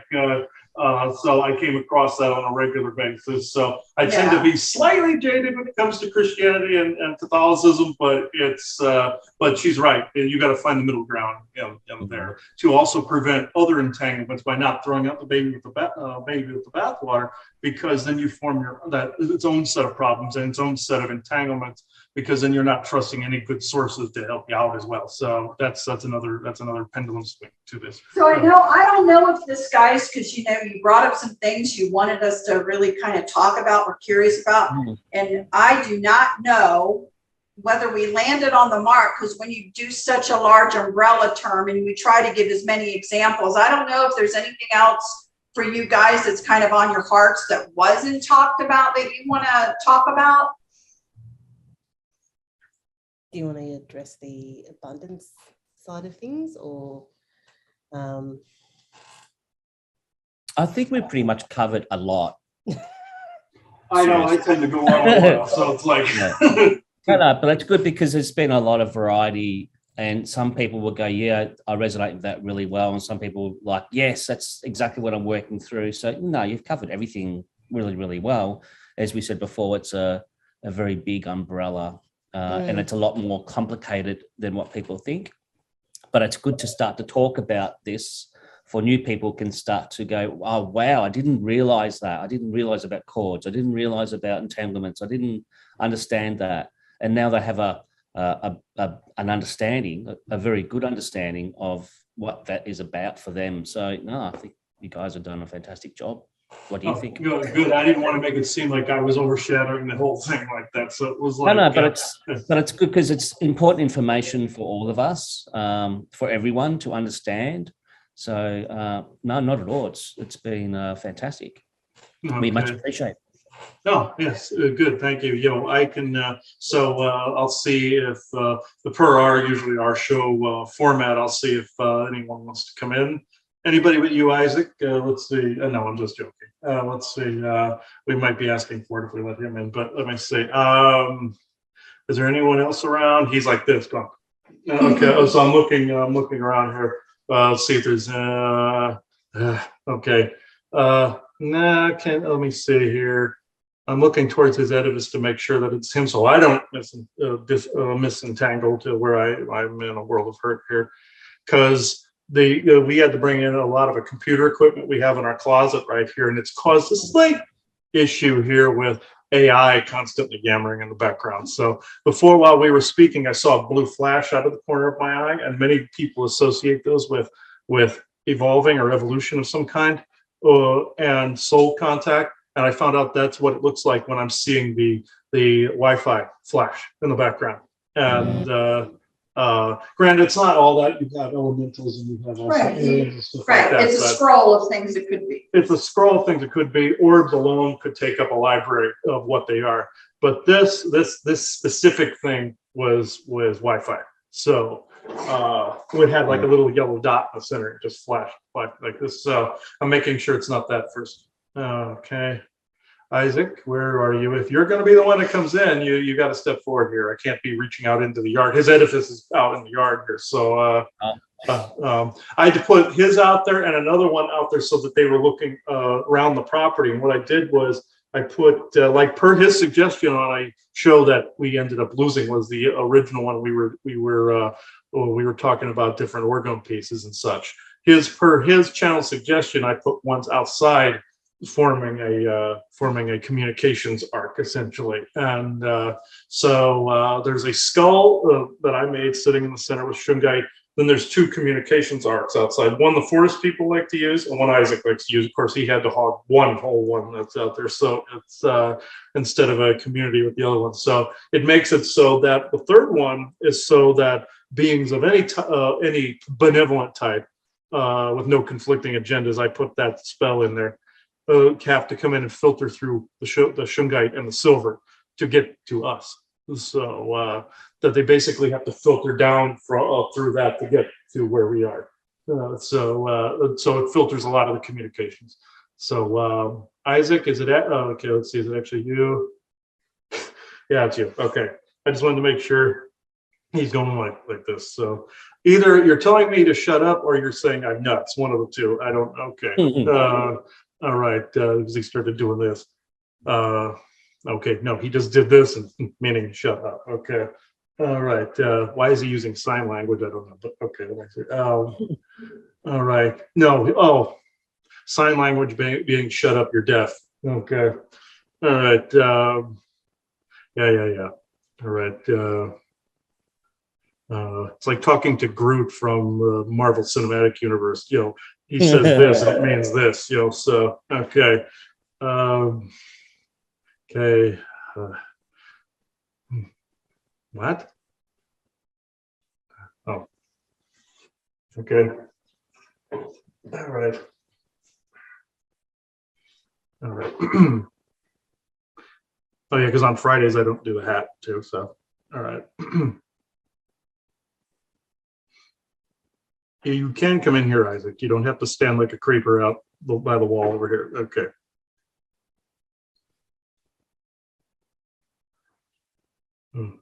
Ooh, there's a lot of interference here. Okay, true benevolence, please block the interference.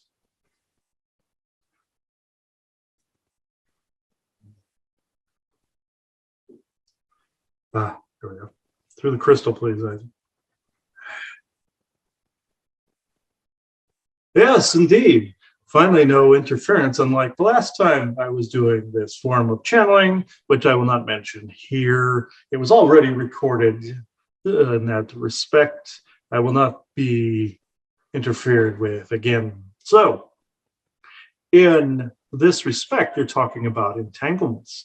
This is an extremely broad topic, and you've covered pretty much everything. Now, to also the solutions and the blocking of said entanglements, yes, you've also covered these. However, what was not covered was also thought itself. Also, with the narrative, you did cover this, but thought itself, and also certain types of telepathy. If you even say hello to a demonic entity, it may take that as consent to entangle. If you even engage in the quagmire that the AI is attempting to get you into, or ill telepathy from an extraterrestrial or the like, or from somewhere in the multiverse dimensions and the like, this may automatically connect you to that being. Granted, there is a lag time in there where I would say between 3 and 4 or 5 minutes sometimes, maybe less, depending on the entity. This rule also goes, there's another one you didn't mention, with the ghost box device. This also has the rules of between 3 and 5 minutes usage. This was also mentioned on your Vegas show, with which you have not aired yet, but I will reiterate, as you were using in Vegas when you were there, when you both were here, that you were even finding out that there was a bit of a lag time before an entanglement reached it and formed a MIDI singularity, which created the portal or vortex within a portable device. This is something that I felt needed to be brought up again, because certain investigators out there always go for a lengthy period of time, but they also listening for also lengths of time to that white noise coming from the device also can recreate the entanglement from that moment in time. Why this is a danger is because you could literally entangle your device to ghost activity or other activity. Hence, the magnet of ghosts that arced to the computer. There was a thing that he saw with his eyes where the battery of the computer, though plugged in, was drained from ghost activity. It was from the playing of those files. And I'm not saying you cannot do this. Just know, past the time threshold of 3 to 5 minutes, it becomes an open circle again. It literally mirrors into this time frame, and it opens it to a variety of different entanglements to a device and to the mind. This is why he was worn out after listening to said EVPs. I'm not saying do not do the work. I highly encourage it, but limit the usage of the device and its reflection within the files to 3 to 5 minutes only. Even if you want to work a whole day on something, it would not be recommended. This can then link it to the AI, which then can amplify the signal by which other activity is brewed. This is the entanglement that was not discussed because he did not know this, except for the 3 to 5 minute usage in real time in the environment of which it was used in. This may preclude that, some people may conclude that you should not do these types of investigations. No, do not throw the baby out with the bathwater. You can use other devices, you can do your other types of recordings, etc. With that specific device, 3 to 5 minutes only. Most investigators go for hours on end with it. And this rubs the ether the wrong way, like rubbing an area of carpet over and over again, or having a nail up in an old wood floor that constantly comes up and pokes you in the foot. This causes a set of entanglements. This was literally the only one that was not mentioned. Everything else was good. So we can actually go into question and answer mode if you all like. Jayson, Allison? I've got a question. How, with all the entanglements that does happen, surely there has to be a extremely easy way of untangling yourself to a point where you're streamlined. All I can see is streamlined, and you're able to get to a point where even if someone does try, either tries to or accidentally tries to entangle you, you are so streamlined that it doesn't affect you on any level. Yes, there is a point where this does happen. Some believe that it is purely vibrational. Yes, there is a truth to this, but that is only one explanation of the meaning, the higher vibration. Sometimes that could get, if you light up more, sometimes that draws people in, and entanglements in too. Like what he said with the different vibrational beings having to wear suits and jewelry. Now, there is a combination of all these things. The inner work, clearing yourself of these strings, and there is a way to make this permanent. This is not easy within the environments that you live, with all the thought forms and with all the electronics and with all the distractions and energies currently taking place, the chaotic soup he likes to call it, from solar to lunar to earthly to AI and to human. And to other ETs that are around too, they're causing some of it, of course. But the way that you do this, and it is a balancing act, it is more like a high wire act without a safety net underneath you. But the idea of not having the safety net underneath you is because you don't need one, because you are not walking on the high wire. You are grounded to the earth. Grounding is a big one, as what was discussed in a previous episode. However, visualizing then also all of the innate tech that some have put in you. Another one is food, what you ingest. The poisons and also the toxins must be removed permanently through different means of, say, alkalizing your body, as what dear Crum said in the previous episode. This is also a way to keep these things away. Most of these technologies that are out there thrive on acidics or thrive on imbalances.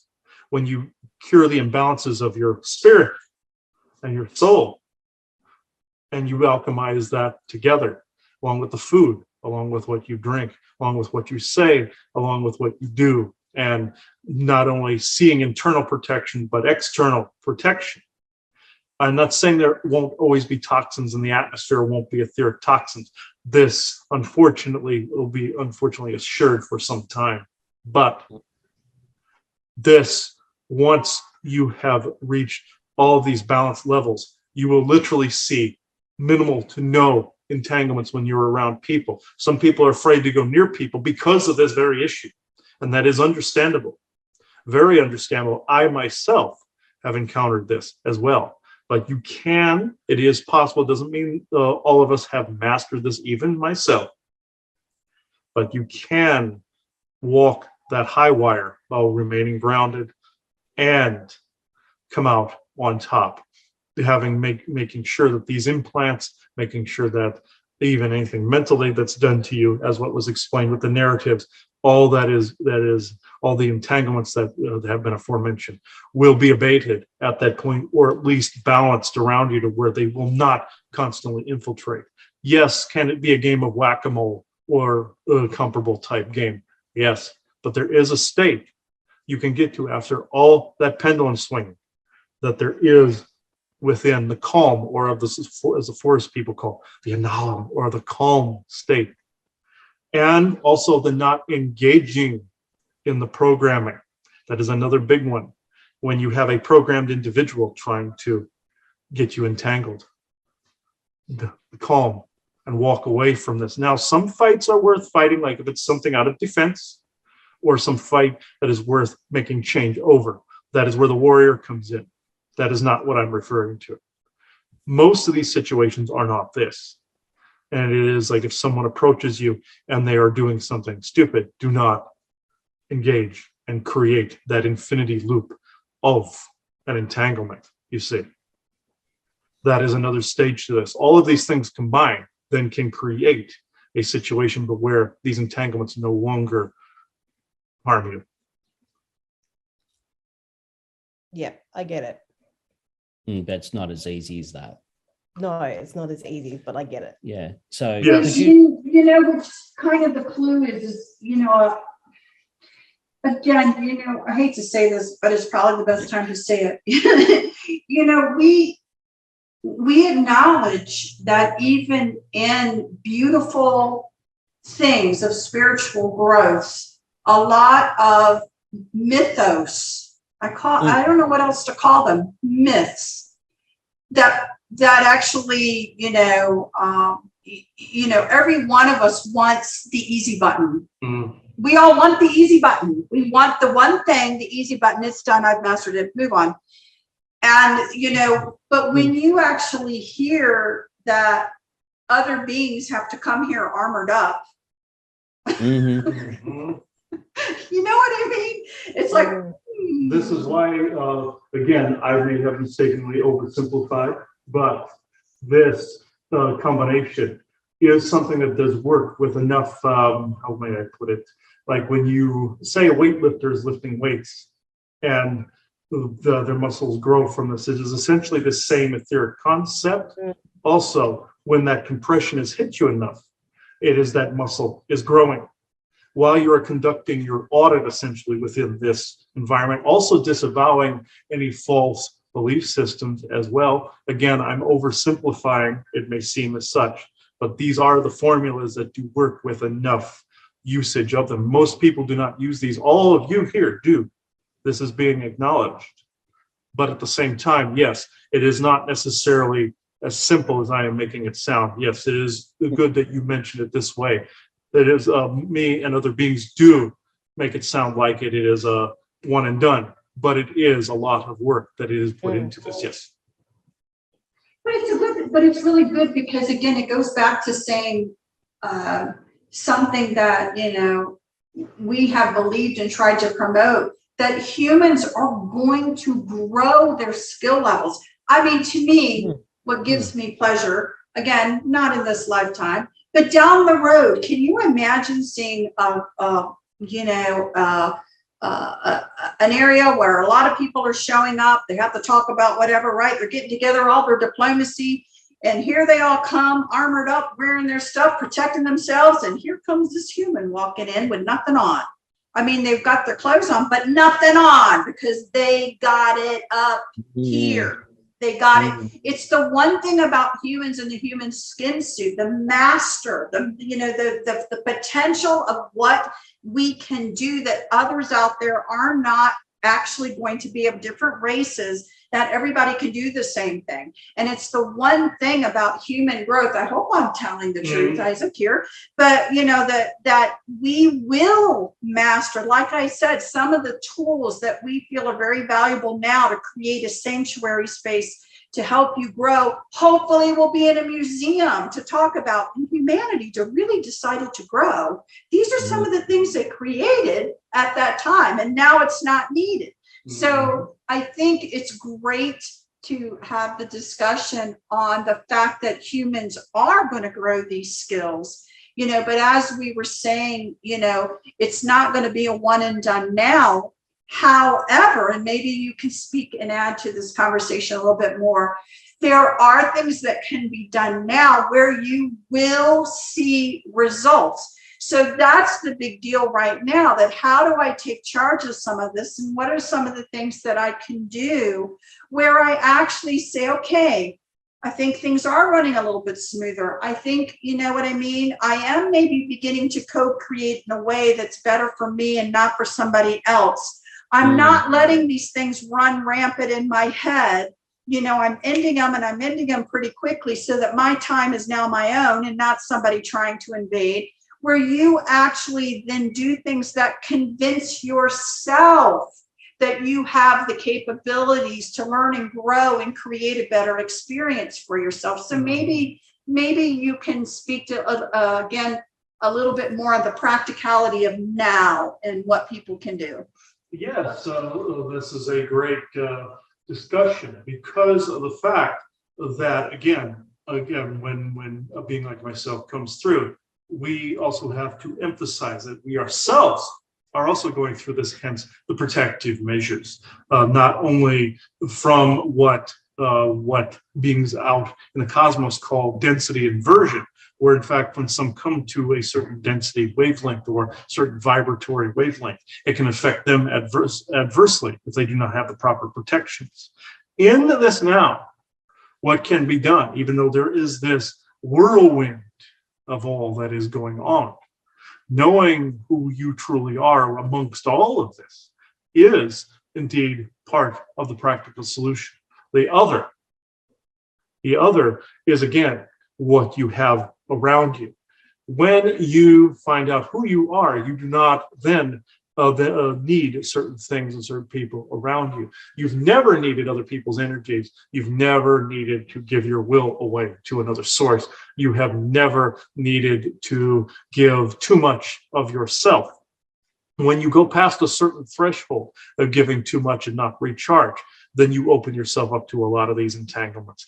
That, I would have to say, that and grounding are these number ones: protection, grounding, and knowing who you are in this particular moment in time, staying in that particular lane that you are best at, not careening into anyone else's and not allowing others to careen into yours. Again, maybe oversimplified, but by becoming the essence of that path, you will notice some of these other things push away from you. Some will aim at you, but then this also tests those shields to the limit, which all of you here understand perfectly well. Your patience has been tested, your energetics, your beliefs, your techniques, your language, your energetics, everything has been basically almost brought to its knees within the past couple of years. We have felt this. I myself have felt this. I myself am around some of these individuals that have caused some of this. And my mission is to make sure that that basically is dulled, or that programming is more defeatable. You do have people fighting for you, but do not depend on those that are. That's another part to this. Don't always depend on some kind of assistance outside. Strengthen that muscle. What I do is, if say the military brings someone to, say, my brother who is a physician, we make a crack in their programming, that little bit of a fissure that these other people have put in, or other aliens or beings have put in, then it makes it more possible for that person to undo it. Once it is undone, the mind becomes completely immune. Like a virus infecting you, it becomes completely immune. The body becomes completely immune to these techniques. And I'm not saying that is in the now, but the beginnings of it are knowing who you are, protection, and all these disentangling techniques that were spoken are the key. Again, I am not intending to oversimplify. I am just intending to know, or intending to say what the beginnings of that understanding looks like.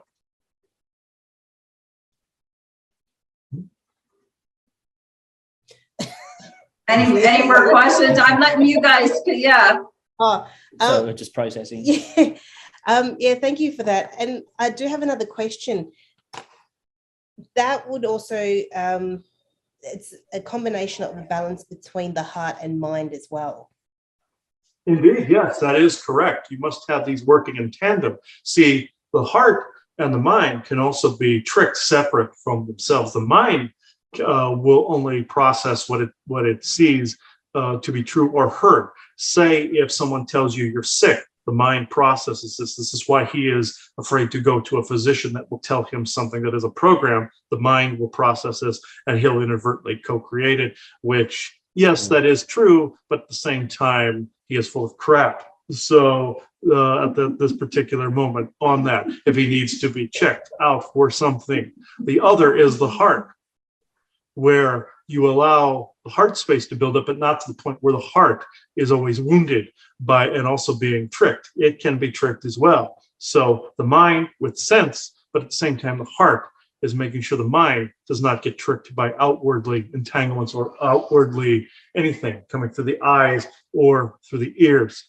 You see, the mind wants to process something with heart, has already processed, but the mind also helps the heart as well to not be wounded.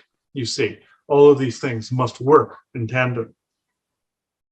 Excellent. I also have another question. Sorry. Oh, geez, I want to get into. Oh, I'm really sorry. So with going on with the heart and the mind connection, with the things that have been happening in the last couple of weeks and let's say the medical status that a lot of people had to endure, with what we have been informed of, that it actually sometimes it separates people from their body to a level where they still feel like it's them because the mind is connected, but the heart space is not connected anymore. If people who are hearing this that have gone through these medical situations, how can they understand that they are still connected to their heart and mind at the same time? Yes, this is a very interesting question. There's two things that happen with these medical situations. One, yes, their heart and mind are separated, but also the other, the soul and body are separated, you see. With all manner of vampiric beings, there is one thing in common: no soul, you see. Humans can learn to be vampiric in their own way, but that is just a slow disconnect from soul. When that substance, let's say, is put in the bloodstream, as you like to say, their true consciousness is put into their big toe. They are also keeping that cord and connection there so they don't create an insane vampire in society. That would be the result if you cut the cord, very much like you saw in that show, Earth Final Conflict, where the one alien was disconnected from the unity consciousness and he turned into a vampire being. This is essentially what would take place. In this, they are trying to shove another consciousness in through the cord, you see, through the silver cord, that would then put another being inside that person, and it would never be noticed because it is so gradual. The personality changes over a very slow period of time, like he likes to say, by millimeters and centimeters in the negative. In the positive is where you make permanent changes in the millimeters and centimeters, meaning, like, say, even throwing a piece of shungite in a lake, for instance, will then change the energetic constant of, say, dirty water or the dirty energetics, something very slow that is still permanent. This is why these changes are slower. It is permanent at that point. This particular change, yes, there is a concerted effort to separate heart and mind and soul from body. As you can see, I did the whole cross thing as well. This is exactly what it's doing. It is a divide here and a divide here. It doesn't make that symbol evil, mind you, but there is a certain divide along particular meridians that just happens to look like that, mind you.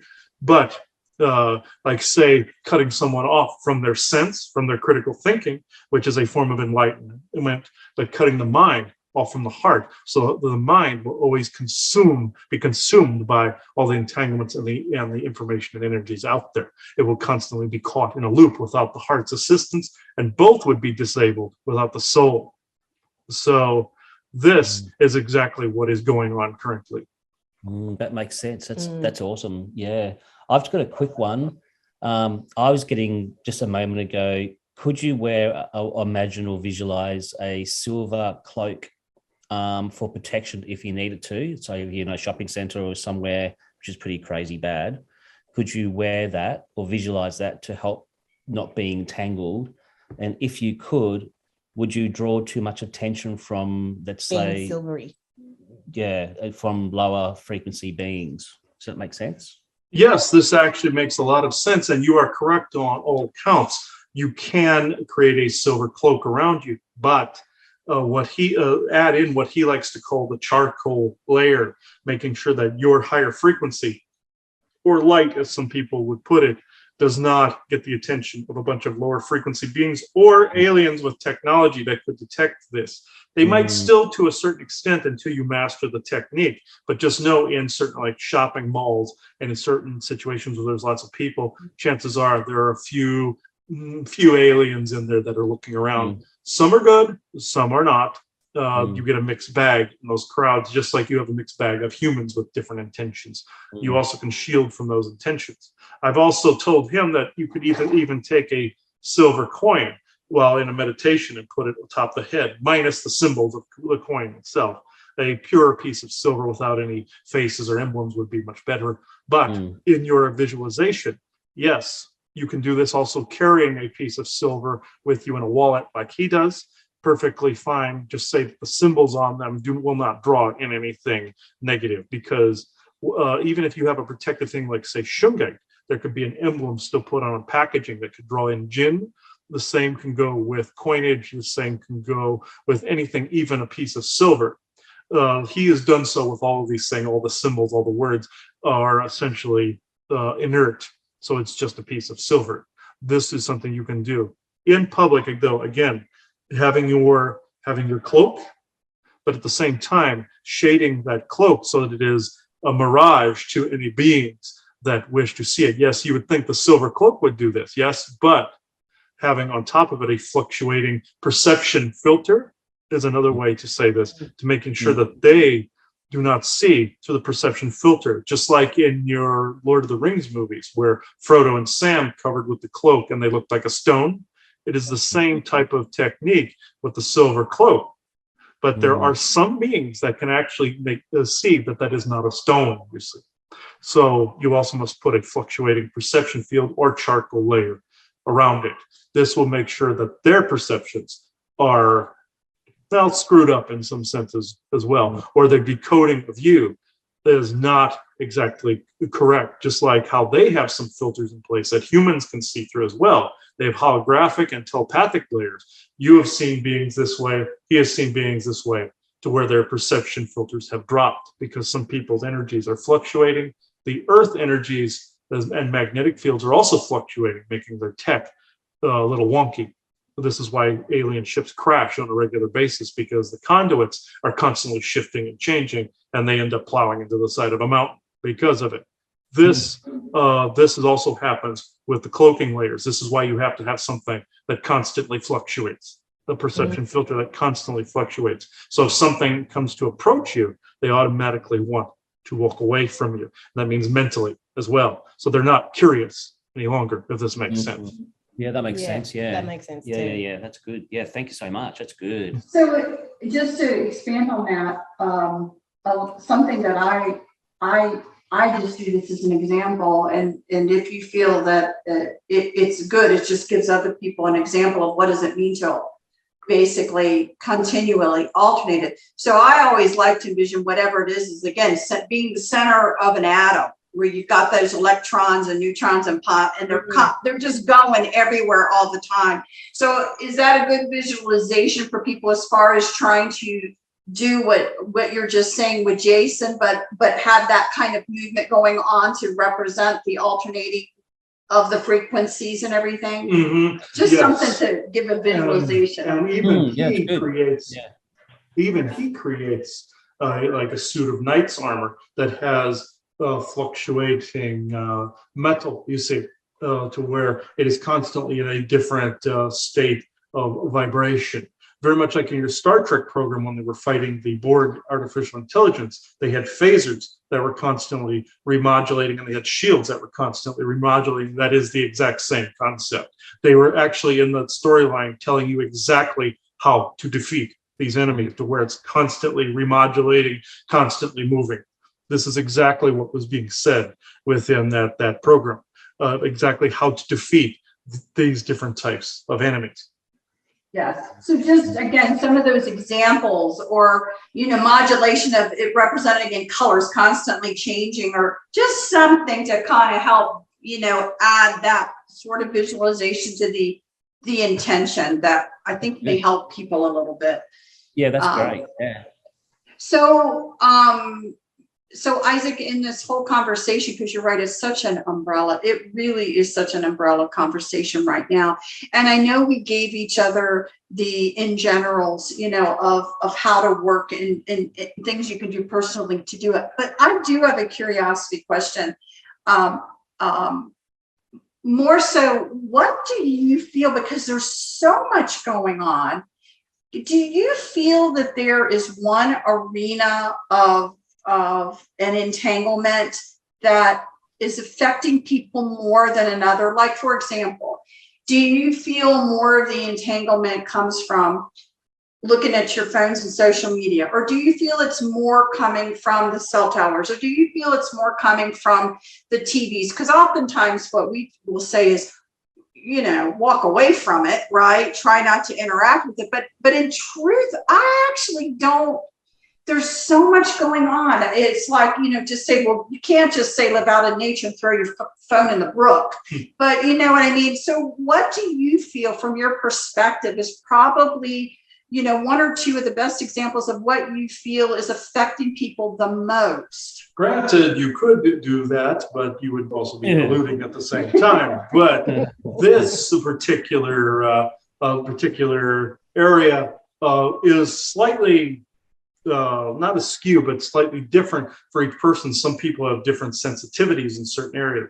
Some might be more sensitive to ghosts. Some people might be more sensitive to human telepathy or alien telepathy. Some might be more sensitive to technology, or even the orgone fields themselves, and different energy vibrations. So it is a mixed bag. But yes, what you said was also true. You could go out in the woods away from technology. That is not always practical, mind you, but nature seems to be one of the almighty, as you would say, staples when it comes to getting rid of a lot of this. Now, as you discovered some months back, bad guys attempted to make that neighborhood you were in very heavy, very dense, to make it so you did not want to be around a nature area. And they've been trying very hard to do this with people recently to keep them away from nature areas. But is there a carte blanche set for each and every individual? No. But the standard, I want to say rules, but these standard procedures do work for everyone. But there you might need certain strengths and certain levels of weakness and strength with each and every individual person. So you would need a fluctuating amount of things. Just say for instance, say someone needs to get hormone treatment, or say someone needs a particular type of food, or a particular type of liquid, or a particular type of medicine. Those things will be balancing a particular part of a particular person. Some people may not be as sensitive to the 5G as say you guys are, or some people might not be as sensitive to ghosts as say you guys are. Now, are people being affected by it? Absolutely. Then they don't even realize some sensitivities, or they don't realize certain actions they take throughout the day are all these set forces from paranormal to technological. But there are certain things people need in their lives that maybe some others don't need as much of. Like in your instance here with your technology in your closet, you needed more pieces around the technology. Regular people more than likely won't need as much as you're using. So it's the same thing, same principle, but they won't need as much because they can't always gauge it the same because of the sensitivity levels. Eventually, this will change to where a lot of people will go, hey, we don't want this anymore, get rid of it. This will eventually come down the pipe that way. Like say with your 5G, eventually people will go, no, we don't want this. And there are also people out there fighting against this that you have never seen before. Like say the case, for instance, where the airports denied 5G appearing. This may have seemed like it was causing a for and against fight in that area, somebody trying to create a problem by saying there was a problem for them. That is also true. But at the same time, some people have been actively denying it in their areas. this is just one example of many, but I hope you understand what I'm getting at. Well, I'm glad it actually came up for talk because, a lot of people's advice to everybody would be just turn off your TV, right? Just turn off your TV. But from what you're saying, that may help some, but it won't help all. So I find it a great conversation because really probably, because that's what I think I've been pondering a little bit. What advice do we give to people? And obviously, it's not going to be just turn off your TV or just turn off your phone, right? Or something like that. It's a little more complicated. So my question is then would the approach be, if you're trying to help somebody figure out what they're sensitive to, because that I'm assuming that would be the approach. What's affecting them personally the most, right? I'm going to go with my best guess would be to figure that out would be then how is it affecting your behavior? I'm going to go with that because it's the logical sense that if you're around something that's trying to do whatever, let's say you genuinely like like people and you normally like your neighbors, and now all of a sudden you can't stand anybody, right? And everyone's out to get you, right? How is it affecting your behavior where you notice something different? Then it sounds like it actually becomes a, trial and error. I'm going to not watch TV for a week. Does that make me feel better, more like myself? Or I'm going to not have my phone sitting beside me, or, I'm going to add some protection up for this cell tower that's there, or I'm, the ultimate would be obviously how many times a day can you walk in nature? Because that would help everything. So it's an interesting conversation because of the fact that really what you're alluding to is it truly isn't carte blanche, and you got to figure it out. Where are you more susceptible, let's say? Yes, there are going to be people that are more or less susceptible. And just like with that particular medical solution you were talking about, yes, I'm referring to, well, you know what I'm referring to. Some people it will affect, others do not. And the ones that it does not affect will say, oh, the people that it does were nuts or crazy, or what do you mean that has adverse reactions and the like. You'll see that because they're trying to cause a division out there amongst those who are for and against, like usual. But this also can be an example for pretty much any other conflict and any other type of sensitivity that is out there between either red and blue lines like politics or energetics, all of the above. There are each individual person does have their own individual needs, but when you do get to a certain sensitivity level, there are a few standards that have to be met, like what was said before with the foods, with the protection, with all of these things. But even at the speed in which you comprehend what you are looking at, the next sensitive person might not see it in the same way. This is why it is good to bounce certain ideas around like this. Work together and work towards more of a unified front or unity consciousness, not by getting rid of your individuality, like say New Age or them say. It is by becoming more of yourself and bringing in more of what is needed in the moment. You notice I didn't say oversoul because that particular consciousness, yes, bringing more of what is needed in the moment from the oversoul and the totality of the library. However, there are certain entanglements in the oversoul, as you two have found out recently. You may not want here. It belonged in a different time frame. It belonged somewhere that it no longer applies, and the totality of the consciousness have you here to make sure you keep them in check. This is what is going on right now, and with certain higher selves out there that so lovingly booted me out of the channel last time I spoke. This particular wavelength or this particular way they conduct themselves is also being altered and changed. But the reason that was brought to light last time, meaning the problems of the oversoul, meaning it was brought here and grounded in front of you so that you could correct them here. That is not always the know-all, end-all, and be-all.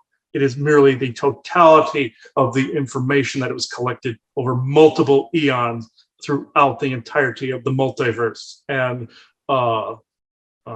omniversal and superomniversal situations. Trillions and trillions of years of accumulated information, emotions, expressional information that must be audited repeatedly. Just like you have to audit numbers, you have to audit your computer information, you have to audit energetics repeatedly, or else entanglements ensue. Yes, it is. There is a lot of wisdom that comes from all that information, a lot of wisdom that comes from all those many, many centuries of existing and living in multiple different forms. Absolutely, that's a wisdom that cannot be matched in any way, shape, or form. But it does not always mean that that particular brand of wisdom works here at this particular moment in time. It doesn't mean that the totality of the library would come in. That is impossible, because the totality of the library is encompassed in a multitude of different expressions and perspectives, and some of them may be inverted from what you need to experience here. When you go back to that, you can bring back what you've learned here and change that library and get rid of some of those negative entanglements. And you can do that here like you two have done, getting rid of some of those. And most of them of actually what you've accomplished. But just know, I said, bring in what is needed, not the totality of the library.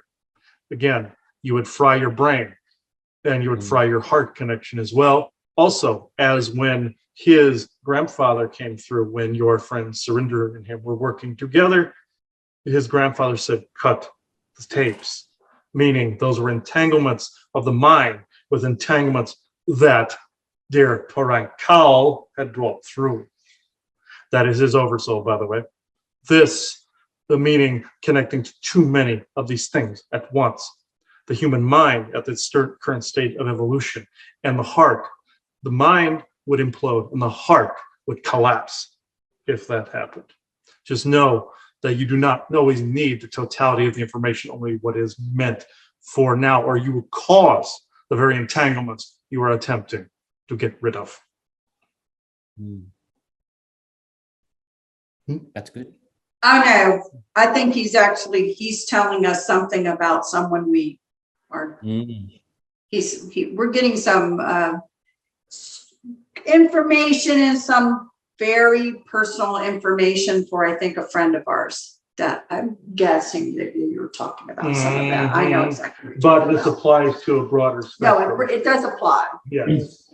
But it's also related to something a friend of ours is dealing with, who basically, if you try to bring in too much information, it's going to make you crazy.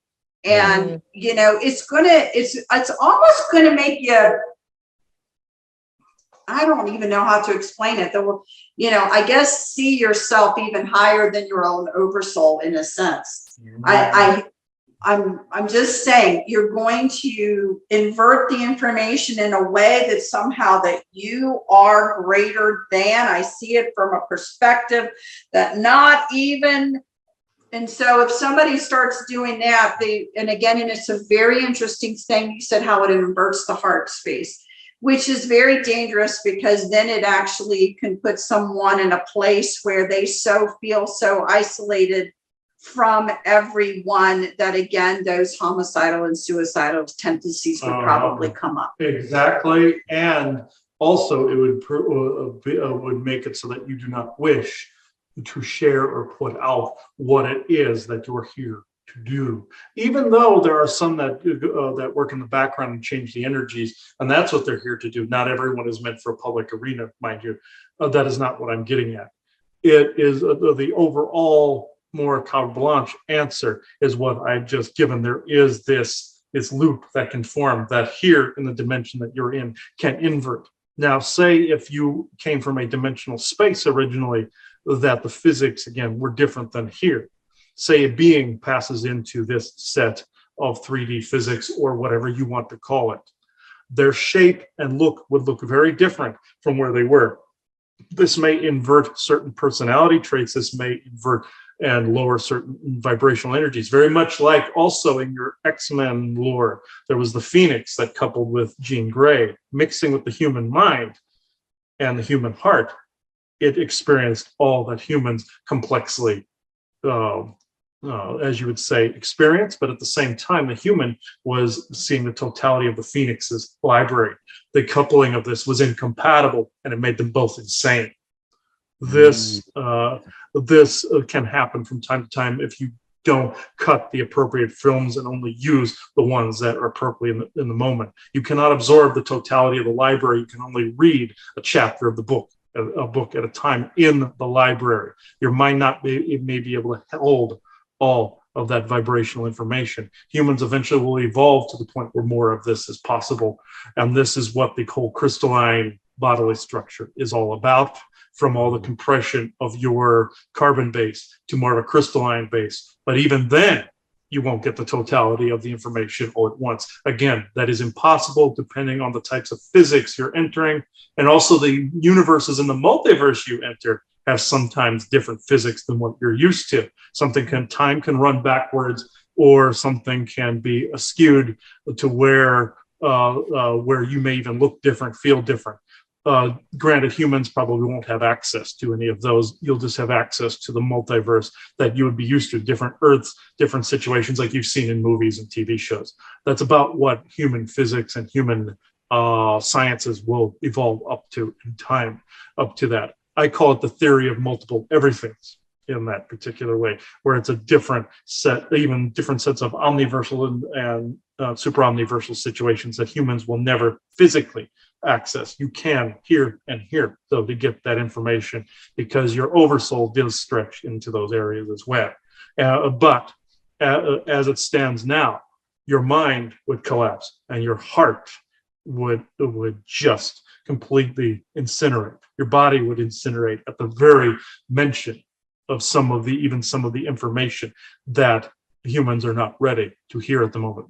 Even someone uttering it from a certain vibrational stance would incinerate the human genome. This is why the slow trickle has to take place, so that the body can get acclimated and used to things, just like you're getting used to toxins in the air, poisons in the food. This will also change, as I've said. Staying away from some of them, yes, but you also get used to it, just like different poisons.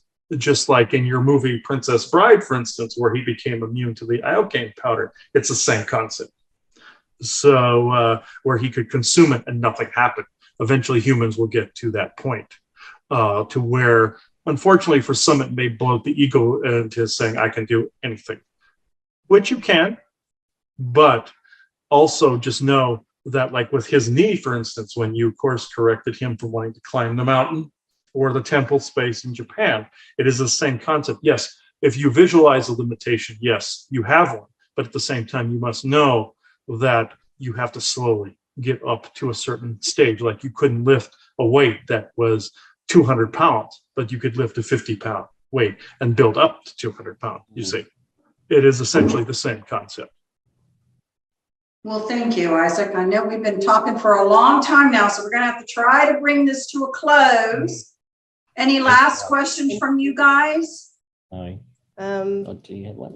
I do, but I might leave it for another time, so we can bring this to again. This is such a huge topic.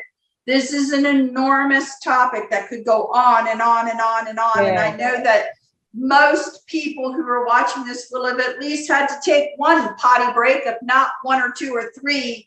You know what I mean? Because we've talked for quite a long time. But, we really do hope this really gives people just something to really think about, ponder about, and think of, is any of this applicable in their own lives? So, Isaac, I just turn it over to you to have any last words you wish to say. Yes, but to say it as my last words would be not exactly true. But as for potty breaks, more than likely people have taken several, but including him on a regular basis. But so again, I throw him under the bus quite often. He does it to me. So in this, I would just say to everyone, just know when things are out of balance, when you feel that some things are not quite right. And just know that sometimes it is not necessarily a bad thing to ask for help, but don't always depend upon it.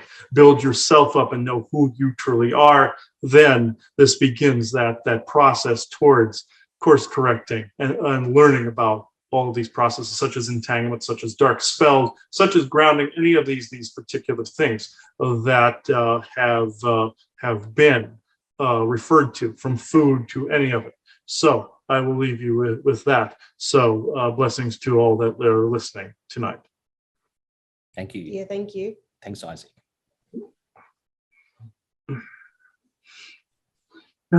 Yes, yeah, that was actually quite interesting. And also, he was reminding me while I was in there, I keep rubbing my, well, he was in there, I keep rubbing my eye in this one spot. And he was basically telling me that's also been a form of entanglement from my SSP time. Because what they did when they transferred my consciousness to a different one is they inserted a golden needle or rod right here in my dominant eye. That's how they transfer that out. And this is why when I started to remember certain things, that automatically started to, this tear duct started to really gunk up. And before I acknowledged this, what happened was my glasses would get this grayish like film, almost like a paste on them from this eye. And whenever I would blink, it would get that on there. And the importance of this is that when I acknowledged this entanglement, it started to disintegrate. When I acknowledged where it came from, when I started to remember where it originally came from, it stopped. That stopped, even though I still get residuals from that from time to time. I also had some other, on top of the nervous system and muscular issues that I have with some undulating muscles, it used to be much worse in some areas. And the reason I bring this up is there's a technique where they put this sheet over the top of you and pin you down to the bed so they can do the thing with the aliens can do the thing with the eye. What happened there was I would always feel this weird tightness in the muscles, like the muscle memory was remembering that particular event, and it was causing an entanglement to that particular event in time. Mm-hmm. And the muscles were constantly reacting until I acknowledged that's where its origin point was, and it undid the entanglement. It doesn't mean that there weren't emotions behind it. Usually the emotions and the PTSD come first, but sometimes the body will have these phantom reactions, and it's a form of an entanglement. So he was basically reminding me to say this when I got out of that. But for any SSP veteran type people that are out there, that happens a lot. And soul entanglements, past lives, you get some of the same wounds and such from those times that you get birthmarks that are wounds from past lives. That's a form of entanglement you get. Say if your shoulder's messed up, or if you feel like a weird burning on your chest or head or eye or hand or something. This was a past life wound that karmic cycle is coming back around to be resolved. And it's a form of entanglement that's linking you to another part of time. And it's coming back to be audited and resolved is essentially what it is. And it could be affecting your abundance and affecting, by mirroring that wound out, it could be attracting other things and other people that may have even caused it in that time frame, but other repeated situations. I had an ex-friend of mine who was a reincarnation of Henry VIII, and he suffered the same identical wounds as Henry VIII did, from the brain injury to the knee injury. He had 2 car accidents. One messed up his knee, one messed up his brain. He had a slight bit of brain damage, exactly like Henry VIII. He also had gout like Henry VIII. So it was the exact mirror of his past life self. First, I thought it was genetic, because you can get genetic entanglements as well if you don't resolve some of your ancestral garbage. And Viking and I call it viruses in the DNA, where you're auditing that as well. But this was purely soul lineage versus family lineage. Even though soul lineage and past life junk can go into the DNA as well through the genetic memory, it can end up becoming the same identical process to get rid of both. Because of that, you become the focal lens of it, and therefore replicating it all over. And mirroring it all over. This basically is a mirror to show you the entanglement. It needs to be severed, or something else needs to be integrated and worked on, and just got rid of. Not everything's a mirror. That's also a misnomer, but in that instance, it is. So I believe that's a good place to take it out before I babble any further on that. But I don't know if you two have anything further to add to this. No, I'm good actually. Yeah, I got a lot of answers in that one. Yeah, I'm good Yeah. too. Okay. Yeah. Okay. Got that. So this is a good place to take this out. Joanna, do you have anything else? No, just an affirmation and blessing. Oh yeah. You can do that. Yes. All right, guys. In the world we live, it is actually all about the entanglement. So please understand, there are good ones, there are not so good ones, but it's what we're here and it's what we do. We entangle with life, we entangle with people, we entangle with experiences to see where it leads, to help heal, to help gain knowledge, understanding, and wisdom. And then we let go of it to be able to move forward to then re-engage and entangle again. So I hope this is giving you guys a lot to think about. I know it's a lot of information. It's getting harder for us to do just our shows because we try to put so much information out there at one time. So we're not offended if you have to do multiple potty breaks and popcorn breaks and soda breaks or whatever it is that you need to do to help you, be able to take your time to listen to some of it, because it really can be overwhelming, I think, some of this information. So we wish you all the best out there. We hope you have a great day. Take some of the information, try some of the skills out, and see if it doesn't help you a little bit more along your own journey. So with that, I'm saying goodbye. Goodbye to everybody, and we'll see you later on another episode. Bye-bye, everybody. Okay, something I want to bring up here.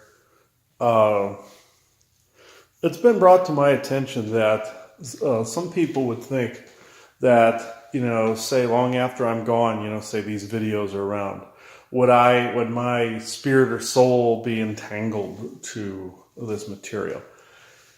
I wouldn't say entangled. I suppose you could use my image to bring me through at some point, very much like in the old comic books where there was a scene with Wonder Woman and Batman. Batman was a ghost or a spirit, and she was able to bring him through in a temple space, or called by his name, actually. You could do that, but I'm not giving permission for that. I'm just saying it's a possible concept. People used to think your soul is trapped by a camera in the film, in the celluloid of film and everything. And it's more like the essence of the moment. There's like certain photographs. You always hear me say, burn old photographs that don't serve anymore. It's because there's an energy of a particular time frame that, you are entangling to if you're hanging on to some of these things. Or the energy is taking you back to that other time. Sometimes that can be a very good thing, because you're bringing through things that need to be here. But other times you're bringing through things that don't need to be here. That's why you always hear me say, get rid of ones that you don't know who the people are, you don't know, there's no dates on them, you have no connection to it whatsoever. Get rid of it, because it can bog your energy down. With that said, though, will these films do the same thing at some point in the future? Yeah, there are certain energies that can be saved, the same as me talking here, as any other film or picture. The Understanding Sasquatch episode that I put up that had Ron Moorhead on it, I made the comment saying some of the energies were really not good, because it captured a moment in time where I was probably bringing something through that probably wasn't completely legit at that moment, because there were certain things that were said that were true and other things that were not true. It was the essence of that yield where there was bad things inserted in there that I don't agree with now. I did then. I was a little more gullible then. So it was a moment in time that was captured, but me correcting that at the end of it balanced that out, and I was able to use it. As long as I'm taking current understanding and then bridging it to the past and utilizing it as a lesson or conceptual, type of lesson, then it's fine. But like what these films will be used for, or are being used for currently, because I've already started to post the first of them for the subscription base on Vimeo by the time this recording is being filmed. So, with that said, would anybody be able to get entangled with the moment in time in which I recorded that? Yeah, it's a possibility if they focus on it enough and they keep it around enough. Like I said with other files that can be cursed or entangled, it's absolutely so. This is That's actually a very genuine question that came up. So I wanted to bring that up because it's been brought up on several occasions, even intuitively for myself. So I will leave it there. It is 8:27 a.m. Tuesday, March 15th, 2022. Thank you. Another point I'll add, I've been reminded that I have to retouch on certain concepts and explain them in a little more detail, even though I did on Interstellar Council about the photographs. Yes, it entangles to and is a bridge to another time, another energy, another place. But also hauntings can progress from pictures as well. Beings can inhabit pictures like they can edifices, statues, skulls, things of that nature. Dolls. It's the same difference where a soul can inhabit a picture. So can a soul be trapped in a picture or painting? Yes. When Joanna and I went to thrift store one time, I was called inside of a thrift store. There was a doll that had a soul in it that was trapped. I released it, found out Orion's had trapped it there in the fake incarnation grid. Some spheres had trapped it in this doll, and there was one orbiting it that I had to get rid of that was keeping it like in a soul trap inside the doll. People always wonder why people inhabit dolls. It was by force. It was more of a penance or punishment. Back to that whole penance, guilt, heart and a feather, Ten Commandments crap, self-flagellation crap, like worthy, not worthy. That's essentially how that happened. In Washington, D.C., there was a painting that we saw of a woman in one of the museums, art museums there, that had a soul trapped in there that I had to move on as well. First, I thought it was just somebody that was trying to speak through it, but it was something that was legitimately trapped. I've run into both. There's bound beings that can be trapped in things, trapped by spells, by also trapped with merging a demonic entity with a ghost or another being like an elemental of some sort. You can find these hybridized ghoulish-like beings that are like a hybridized merging of the two. A demon could have consumed the ghosts, and they merged, kind of like the whole Majin Buu concept in Dragon Ball Z, where Majin Buu would consume something, and it would become part of him. Like he consumed this fat Buddha-like being, and it created another persona within his own energy matrix and his own mental capacity. So this is an actual real concept where these things get fused. Bound beings will always attack you in order to get help. Most people don't realize this. They think, "Oh my God, demon!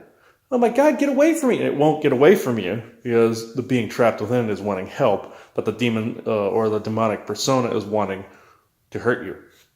You have to bifurcate them. You have to separate them. Move the ghost on, kill the demon. So that's one thing I've been able to find out there. But those types of things can be trapped in photographs, or even a ghost can be trapped in a photograph of a particular memory of a particular time that they may even found appealing.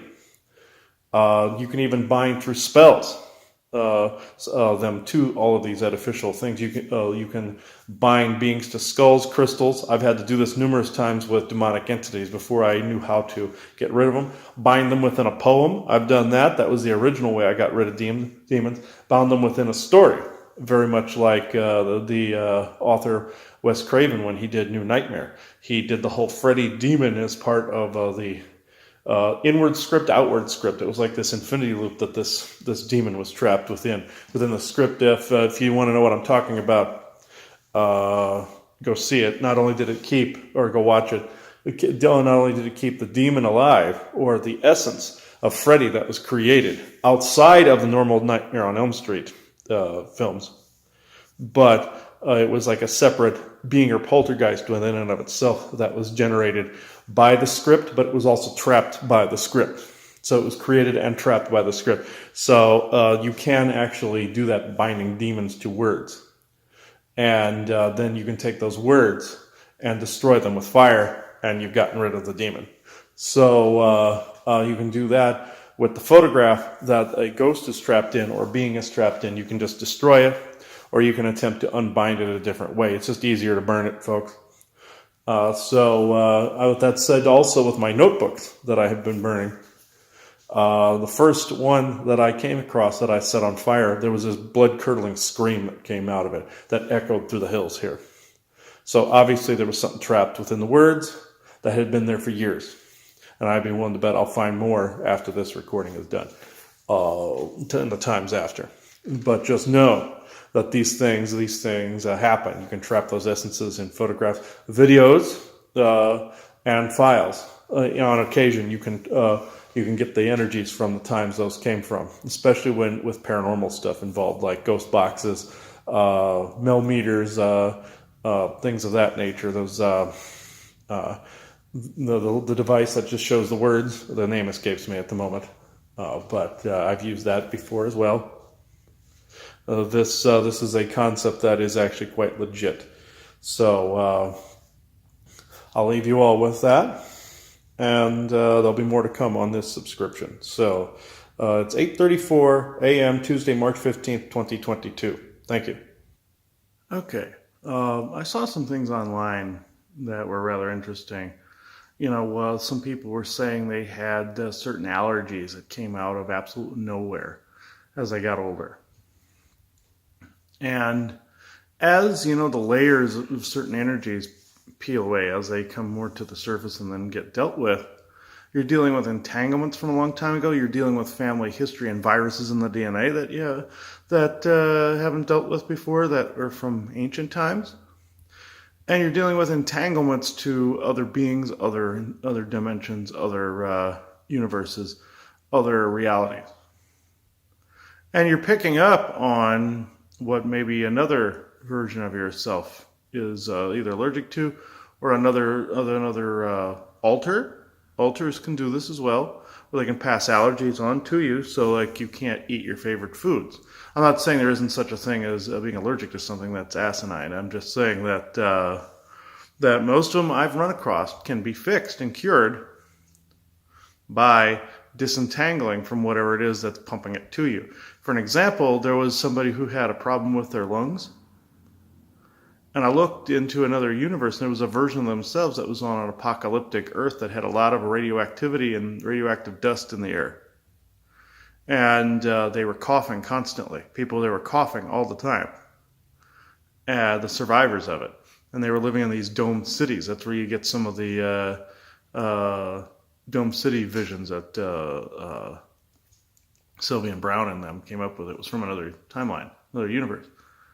And as soon as I cut the cord to that universe, this person quit having lung problems and chest problems. And there was no allergy there. I also knew someone else that was allergic to cats. Their kids brought home some cats one day, and they couldn't turn them away because they were so cute and everything. They were just little kittens, little tiny ones. And they knew they had to take care of them. So they looked inside themselves for entanglements that could possibly be causing the cat allergy. Found it in a past life. They were able to integrate that past life, find whatever was bothering that past life that was causing the mirroring, or what we call the mirroring or the reverbing to this century. It was a negative mirroring. Took care of it, and it's now fixed. This person can be around cats now. So I saw this online. People are allergic to different types of fruit. Well, I used to be able to eat this all the time. Now it closes up my airways. You got to look within the self to see if it came on all of a sudden. It's because those layers of what once was are being ripped up or being brought to the surface, so you have to deal with them. This is why I was always saying in people's sessions, I don't always see everything until the next session or the next one, because these things work in layers and they compact in layers. That person may be clear at that moment, and then you go on to the next thing. I'm not saying that happens to every single person, but it does happen a lot. So this is where some of these allergies have come from. Some people like to joke, if you have an allergy to sage, you must be a bad person. That's not necessarily always true.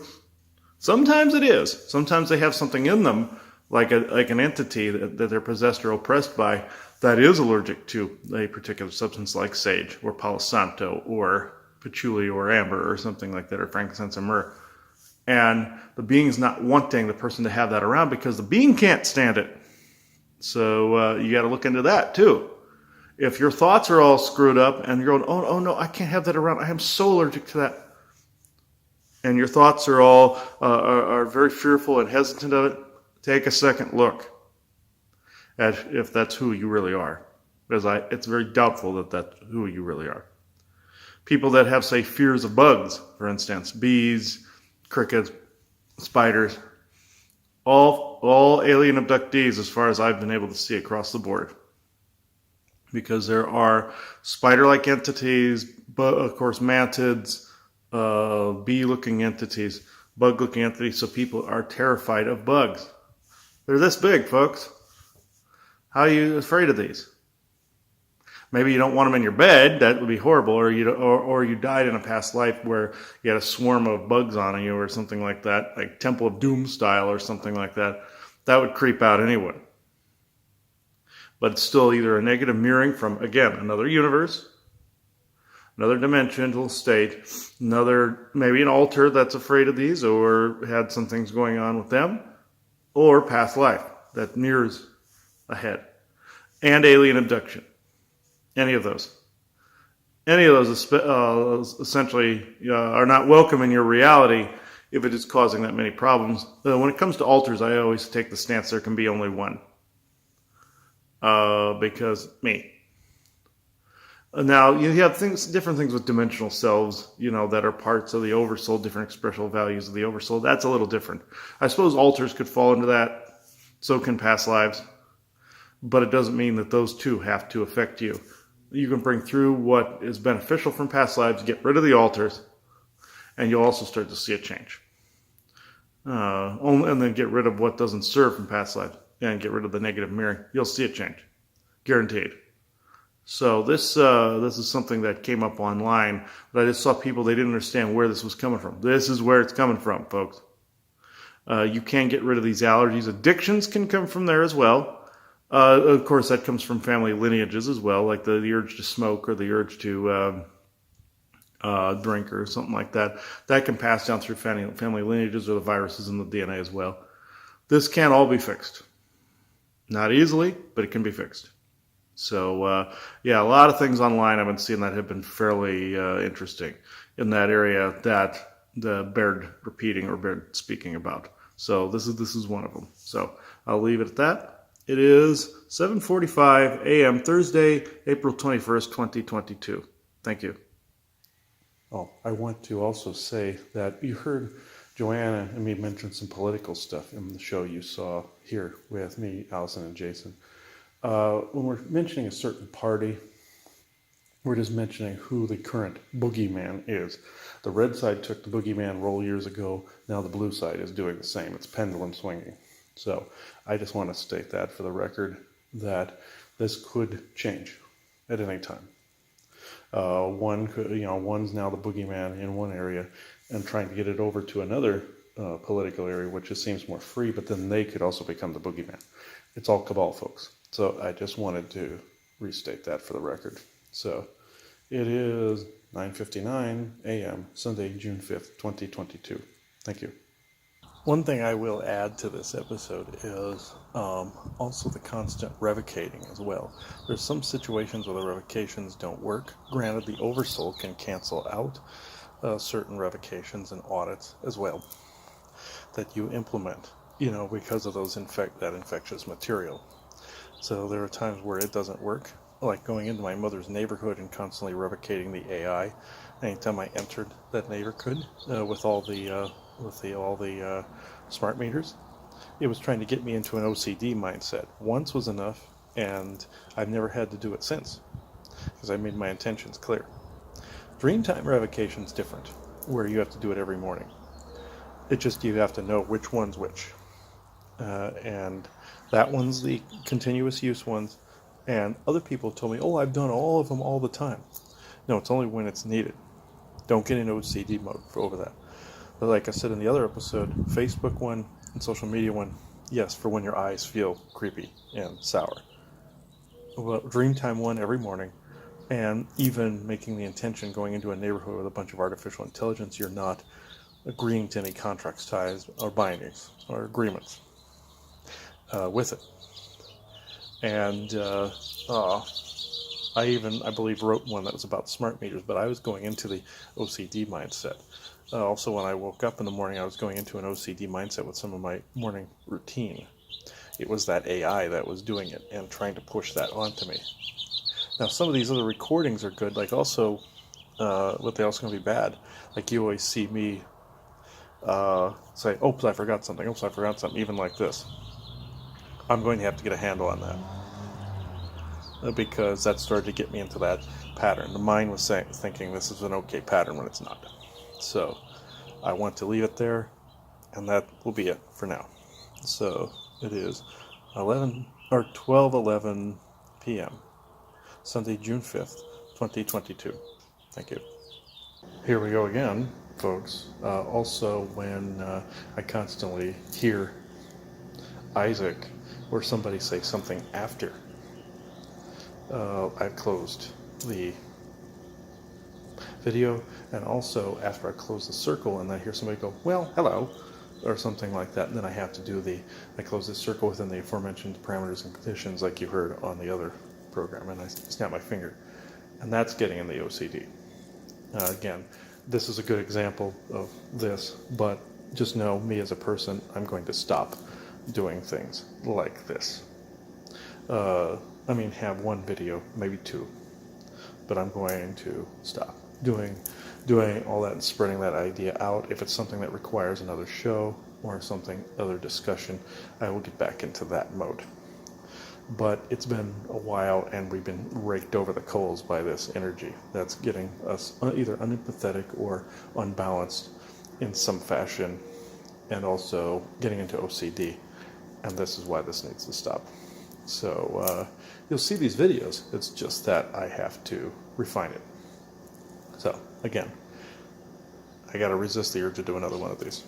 So it is 12:13 p.m. Sunday, June 5th, 2022. Thank you.